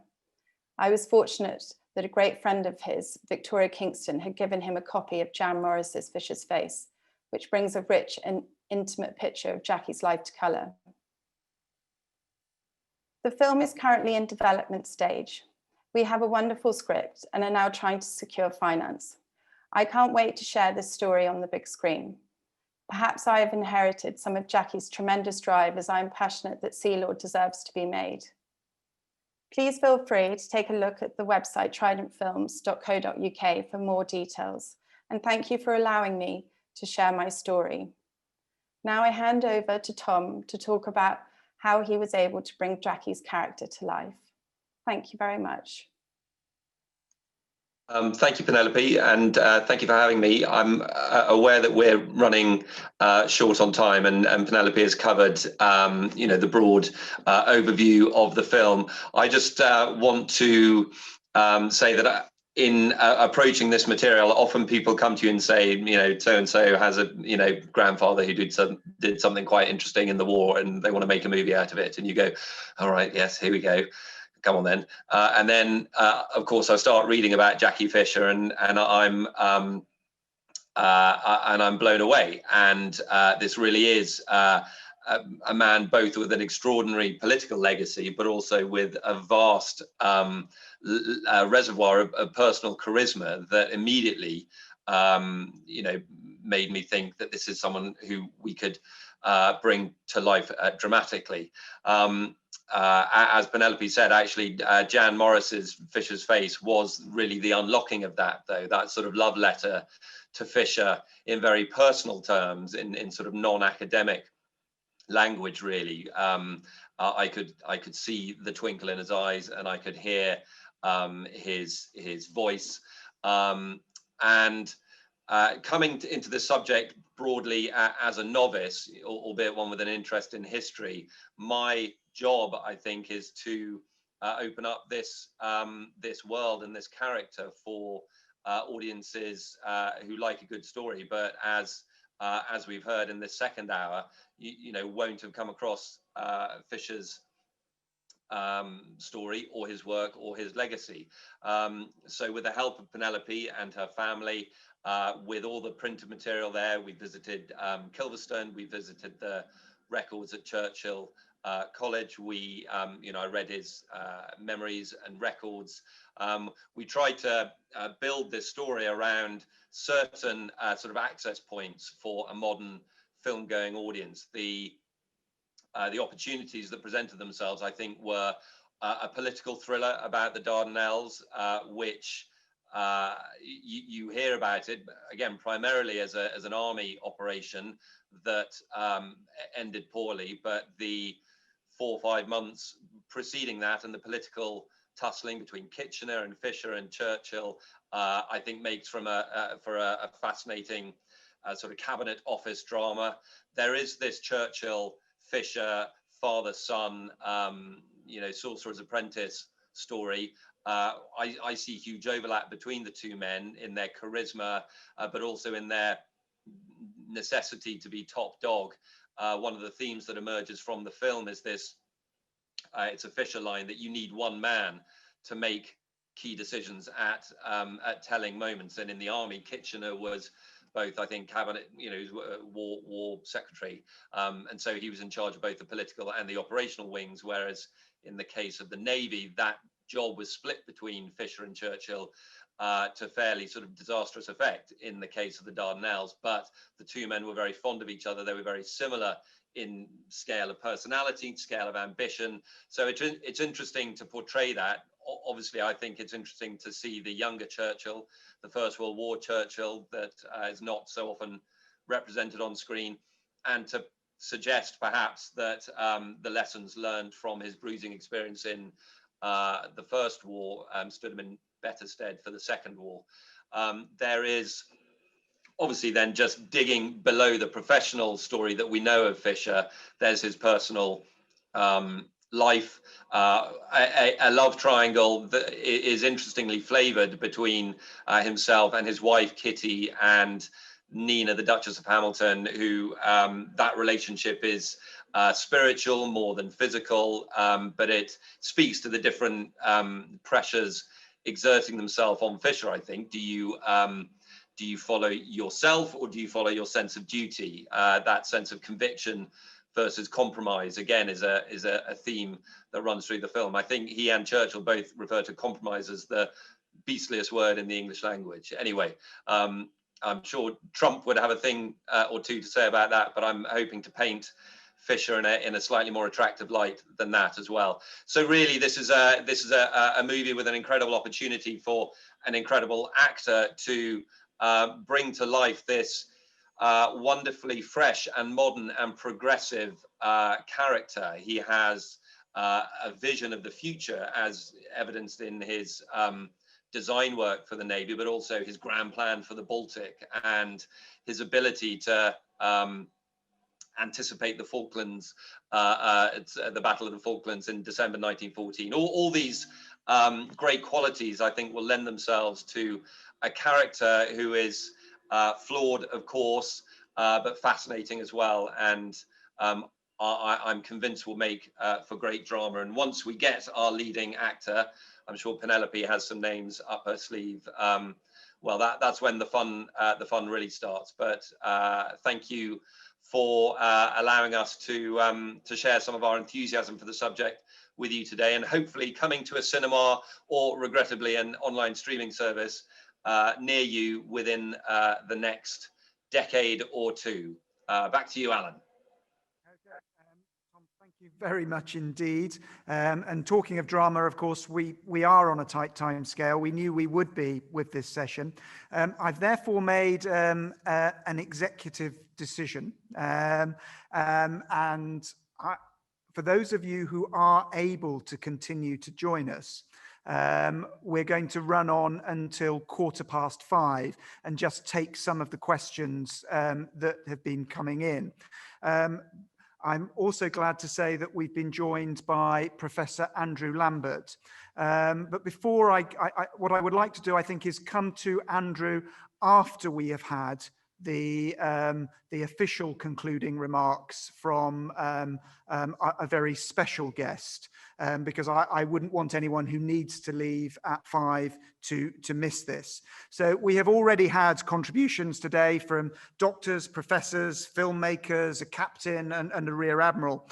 But I don't think Jacky Fisher's ghost would let us end with anything less than a First Sea Lord. And I'm delighted that we have with us Admiral Sir Jock Slater. Sir Jock joined the Royal Navy in 1956. He commanded a minesweeper, a frigate, and then a destroyer before working his way up to the aircraft carrier HMS Illustrious. He was appointed a full admiral in 1991 on his appointment as Commander-in-Chief Fleet and a major NATO commander.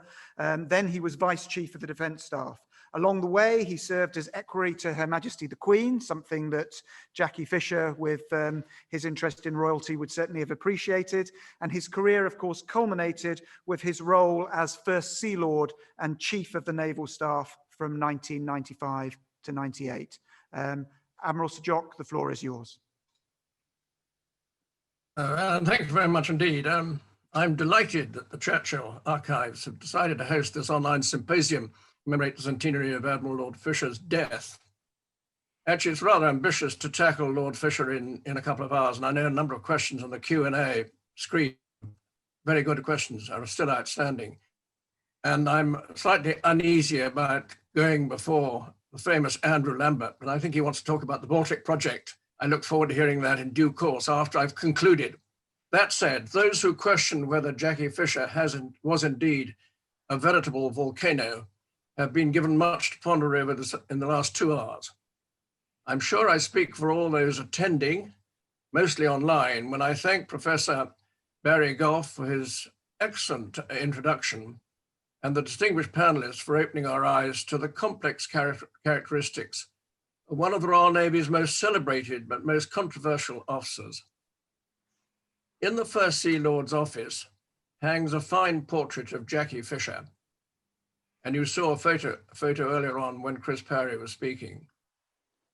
80 years after he stood down as First Sea Lord, or to be precise, resigned, I often used to sit and look at the portrait and reflect on what it was that ensured that his remarkable reputation lives on. Of course, it was with dogged determination to drag the Royal Navy out of its traditional resistance to change. I think some would say its arrogance, its comfortable existence, and with incredible energy, he drove through far-reaching reforms in every professional field. But his style was at times vindictive, and even some said a touch malevolent, ruthless. So it was hardly surprising that he was loathed by those who favoured the status quo. And Admiral Lord Charles Beresford, although commendably, by the way, pushing the need for an able staff, he was one of those, a man who had risen to the top through privilege, snobbish privilege, some might say, the very antithesis of Jacky Fisher. I wondered too, looking at the portrait, if Churchill's discordant up and down dealings with Fisher coloured his attitude some 20 or 5 years later to the senior admirals of the Royal Navy in World War II, who by all accounts were hugely irritated by Churchill's so-called meddling and ceaseless prodding. It has to be said that Winston Churchill, although clearly a huge admirer of Fisher in the early days, doesn't come well out of this story, not least in the Dardanelles disaster in 1916. Fisher, lacking the same eloquence, knew he'd failed to persuade the impetuous Churchill that a pure naval assault at Gallipoli was destined to failure, and hence his dramatic resignation. After all, I can't resist reminding everyone that it was Nelson himself that said, only a fool would attack a fort with a ship. Thereafter, I simply don't understand why Fisher, by that stage in his mid-70s, was determined to remain a key player, and his prolific letter writing, which Penelope mentioned earlier, says it all. Indeed, his desire, inter alia, to become the supreme naval power and join the Dardanelles Cabinet Committee was surely misplaced. It was just so sad that he never accepted that his day was done. But I certainly don't accept the view of some that he was by that stage mentally unbalanced. How depressing it must have been for Jacky Fisher that Jutland was not the decisive victory for which he'd worked so hard and so long. In fact, when the German High Seas Fleet was escorted up the Firth of Forth in November 1918, he wasn't even invited to be present. All that said, the country at large him, and the huge crowds in London to watch his state funeral procession say it all. That day, the Royal Navy was saying goodbye to a man who devoted his life to bringing the service fighting fit into the 20th century. We all have much to thank him for in retrospect. It only remains for me to thank you, Alan, and the Archives Centre, and especially Amanda Jones for organising this symposium. We're most fortunate that Churchill College is the repository of many naval papers, not least those of Admiral Lord Fisher. It was good to see and hear his great-grandson Patrick and his great-great-granddaughter Penelope this afternoon speaking in their piece from Kilverston. I much look forward to seeing her Fisher biopic in due course, and they certainly deserve much credit for proposing this conference. Alan, very many thanks, and back to you. So Jock, thank you very much. And that does conclude our formal proceedings. But for those of you who are able to stay with us, there is clearly much more discussion that can and should take place. And there are some wonderful questions stacking up in the Q&A. And there are also a couple of people that I think it would be really good to hear from at this point. So look on this as a sort of a Cambridge postprandial discussion, just one without the food and drink. And I wonder, first of all, if we can go to Professor Andrew Lambert, who is now able to join us. Andrew, I hope you've been able to hear some of the proceedings. Andrew is Professor of Naval History at King's College London, and has written extensively on, well, really all aspects of modern naval history, and certainly on Fisher in his book, The Admirals, which I was reading just this morning. Andrew. Thank you very much, Alan. It was a great pity that my one chance to teach in a classroom this week ended up clashing with the conference. But I have been with you for the last hour and have heard some very interesting and very enjoyable things. What I want to say briefly, and I think relevantly at the end, is to talk about Fisher's greatness and what it means. The one thing that marks Fisher out from all of the other admirals that we tend to look at is that, like Nelson, he had the ability to understand and integrate his naval professional expertise and all aspects of service life with the policy and strategy required to defend not the naval but the national interest. Fisher ultimately is a grand strategist who's thinking about how Britain makes war. The Navy is front and center, and indeed has the great priority for the very obvious reasons that he stated. This is an island, and it presided in his day over a global empire, much of which was also constituted of islands. So Fisher thinks nationally. He thinks up he thinks not up from the bottom, not from the tactics and the technology, but down from the grand strategy. So his work in so many areas is conditioned by the strategic context in which he anticipates being forced to act. And that strategic context throughout almost his entire life is not war, it's peace, and it's the maintenance of peace. It is in the interests of Britain from the time Fisher joins the Navy at the height of the Crimean War through to 1914 to maintain the peace with the other great powers and to continue expanding its economic and imperial sway over the face of the earth. This is a period some people have considered to be one of decline, but in fact it's one of steady progress, although not quite on the scale perhaps of some of the other economies of the period. It was in Britain's interest not to go to war, not to see the balance of power in Europe upset, and certainly not to see the rise of Imperial Germany to global hegemony. So Fisher is a master of deterrence and a master of arms racing. His job is to defeat the Germans in a competition which will avoid the war, not, as some have tended to focus on, prepare the Navy for that war. He prepared it for the war, but his intention was to avoid it by the appearance of overwhelming strength. And by 1912, it's clear the Germans had had enough and had thrown in the towel. His approach to these issues mirrored that of great statesmen like Lord Palmerston, who was the Prime Minister at the end of the Crimean War, who looked at the world through a very British lens, conditioned by the possession of overwhelming naval strength. And he made it his business to get inside the mental world of Imperial Germany, to unsettle the dynamics of Weltpolitik by threatening the Germans in the places where they acknowledged that they were weak. Ultimately, he won the arms race, and had the First World War not broken out, that would be his great triumph and indeed his great legacy. But of course, the war broke out in 1914. It was not caused by the naval arms race. It was caused by other factors. But Fisher's focus on Germany, his emphasis on the Baltic as the key to unlocking Germany's strategic position, and of course the critical role of iron and steel exports from Sweden in that, meant that he was always going to develop a strategy for Baltic operations. And the strategy he developed, working with particularly Sir Julian Corbett, refined and developed plans that had been passing through the Admiralty since his days as First Sea Lord. They revolved around Denmark, the Danish Narrows, and access to the Baltic. The critical thing about Fisher's plans, which is invariably forgotten, is that almost all of them relied not on fighting, but on persuading the enemy to do things that you wanted to by threatening things which they were considered absolutely essential. He knew that the threat to enter the Baltic would produce a reaction in Germany, whether that was to send out the High Seas Fleet to set out a great and final naval battle between the two sides, or whether it was a German army invasion of the Jutland Peninsula.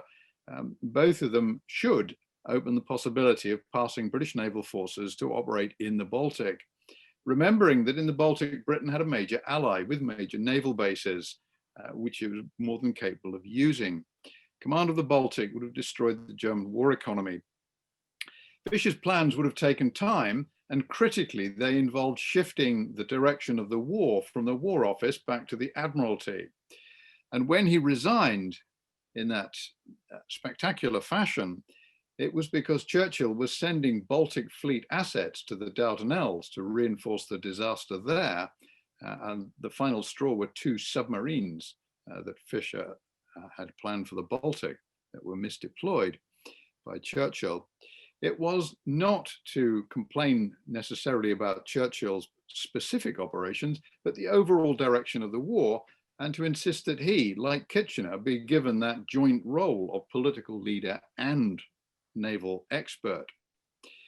Throughout his period as First Sea Lord in the First World War, he was effectively sidelined by Churchill, who was a continentalist and was not prepared to bring his plans for the Baltic before the cabinet. His attempts to get them deployed there proved futile. So the explosion at the end of Fisher is an explosion of a man ignored when he thinks he's pretty certain he has the answer. We don't fully understand what's going on in this process because Fisher had the misfortune in his biography to be written up initially by Admiral Bacon, a naval technologist, rather than the initial pick for official biographer. In late 1920, Sir Julian Corbett was approached to write the official life of Lord Fisher. He was unable to take on the subject, which is a great pity because Corbett is the one strategist who fully understands what Fisher is about and is heavily involved in many of his projects, particularly during the war. Corbett, of course, was writing the official history of British grand strategy in the war, and that history was explaining on the basis of Fisher's arguments how the war should have been fought, not how it was ultimately fought. As a result, there is still a job to do to continue that process of understanding what Fisher is trying to achieve and where his resignation and his resilience in maintaining a role in war government right through to the end lies, because it is clear that the Baltic did not go away. And by 1917, and indeed into 1918, many in the High Command were looking at the Baltic as a way of solving emerging problems like the Russian Revolution. So the Baltic is the great unknown of the First World War. Fisher puts it up there. Churchill refuses to take it seriously because he wants to get the war won quickly, and we know where that leads. And it is important for all men like Fisher to have a biographer who understands what they're about rather than merely one aspect of their work.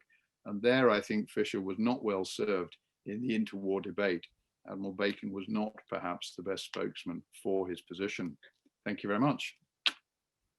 Andrew, thank you very much. Okay, I think we'll go to some of the questions that have come in. And actually, I think you've just touched on the first one of these, so it's something that you might want to pick up. So the question is from Alexander Pickering, and it's: Fisher was involved and informed about British politics. How effective was he as a politician? Right. Yes, I'll happily essay that. And thank you for that, Alex. Fisher is unusual as an admiral because he's politically on the other side. Where Beresford and his crew were dyed-in-the-wool unionist conservatives, Fisher is a radical liberal. His political hero is John Bright, which is a very strange place for any navalist to be sitting. His great friend Julian Corbett, of course, is also a progressive liberal. So Fisher is on the other side. He gets on with politicians who think about strategy, men like Arthur Balfour. And he wants to make the system work because ultimately this is about Britain moving forward. he does not see the war in the way that the army perhaps did, as a way of holding back the forces of social progress.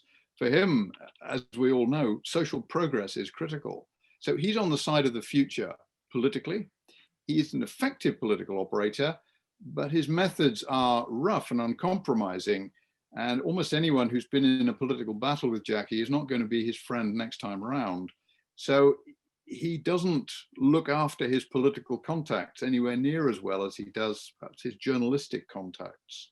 So he has some long-serving friends in this regard, but there are many out there who've had their fingers burned dealing with Jacky. And I think he lost the political battle in 1915, because by then the Conservatives had a big role in the reconstruction of the government that followed his resignation and the removal of Churchill. So not as effective a politician as perhaps he thought he was. His ruthless and relentless methods not perhaps suited to the slippery back corridors of the House of Commons, a venue where, unlike Beresford, he never appeared as a member. And I think that the lack of that experience might have been a weakness in his armory. So we'll go on to another question. So the question was, if in a fantasy encounter, if Fisher had met Nelson for a short meeting, what do you think they would have discussed? Oh, wow. Well, I think first off, they probably would have talked both about their Hamilton ladies. Just won't miss out on that one. I think Fisher just, it would have been like meeting, you know, his hero. So I'm sure it would have been more of him asking Nelson lots and lots of questions about how he would have done things differently and what he would have done. But I mean, he was his absolute hero.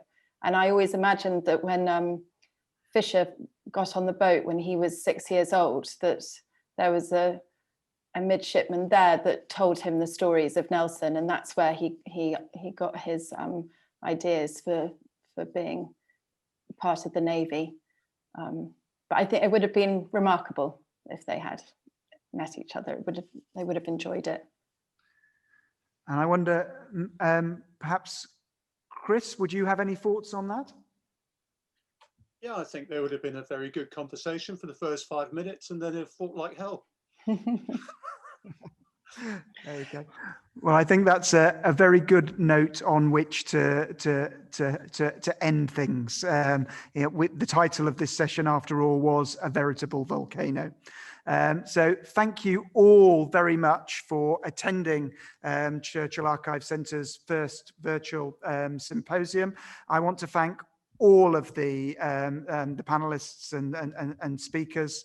I think the contributions have been amazing. We have been recording everything. We do intend to put this all up, with your permission, on our website shortly, so that it can go on being seen and used there. I want to thank the excellent audiovisual team here at Churchill College, Chris and Kaio, who have done an amazing job at relatively short notice in putting this together.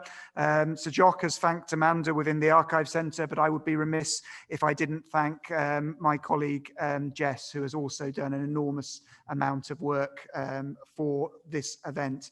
So thank you all very much. I'm sorry we didn't get to answer all the questions, but I hope you've enjoyed it, and I hope you'll come back to subsequent events. And I hope it won't be long before we're able to stage those events back here in Churchill College. Thank you.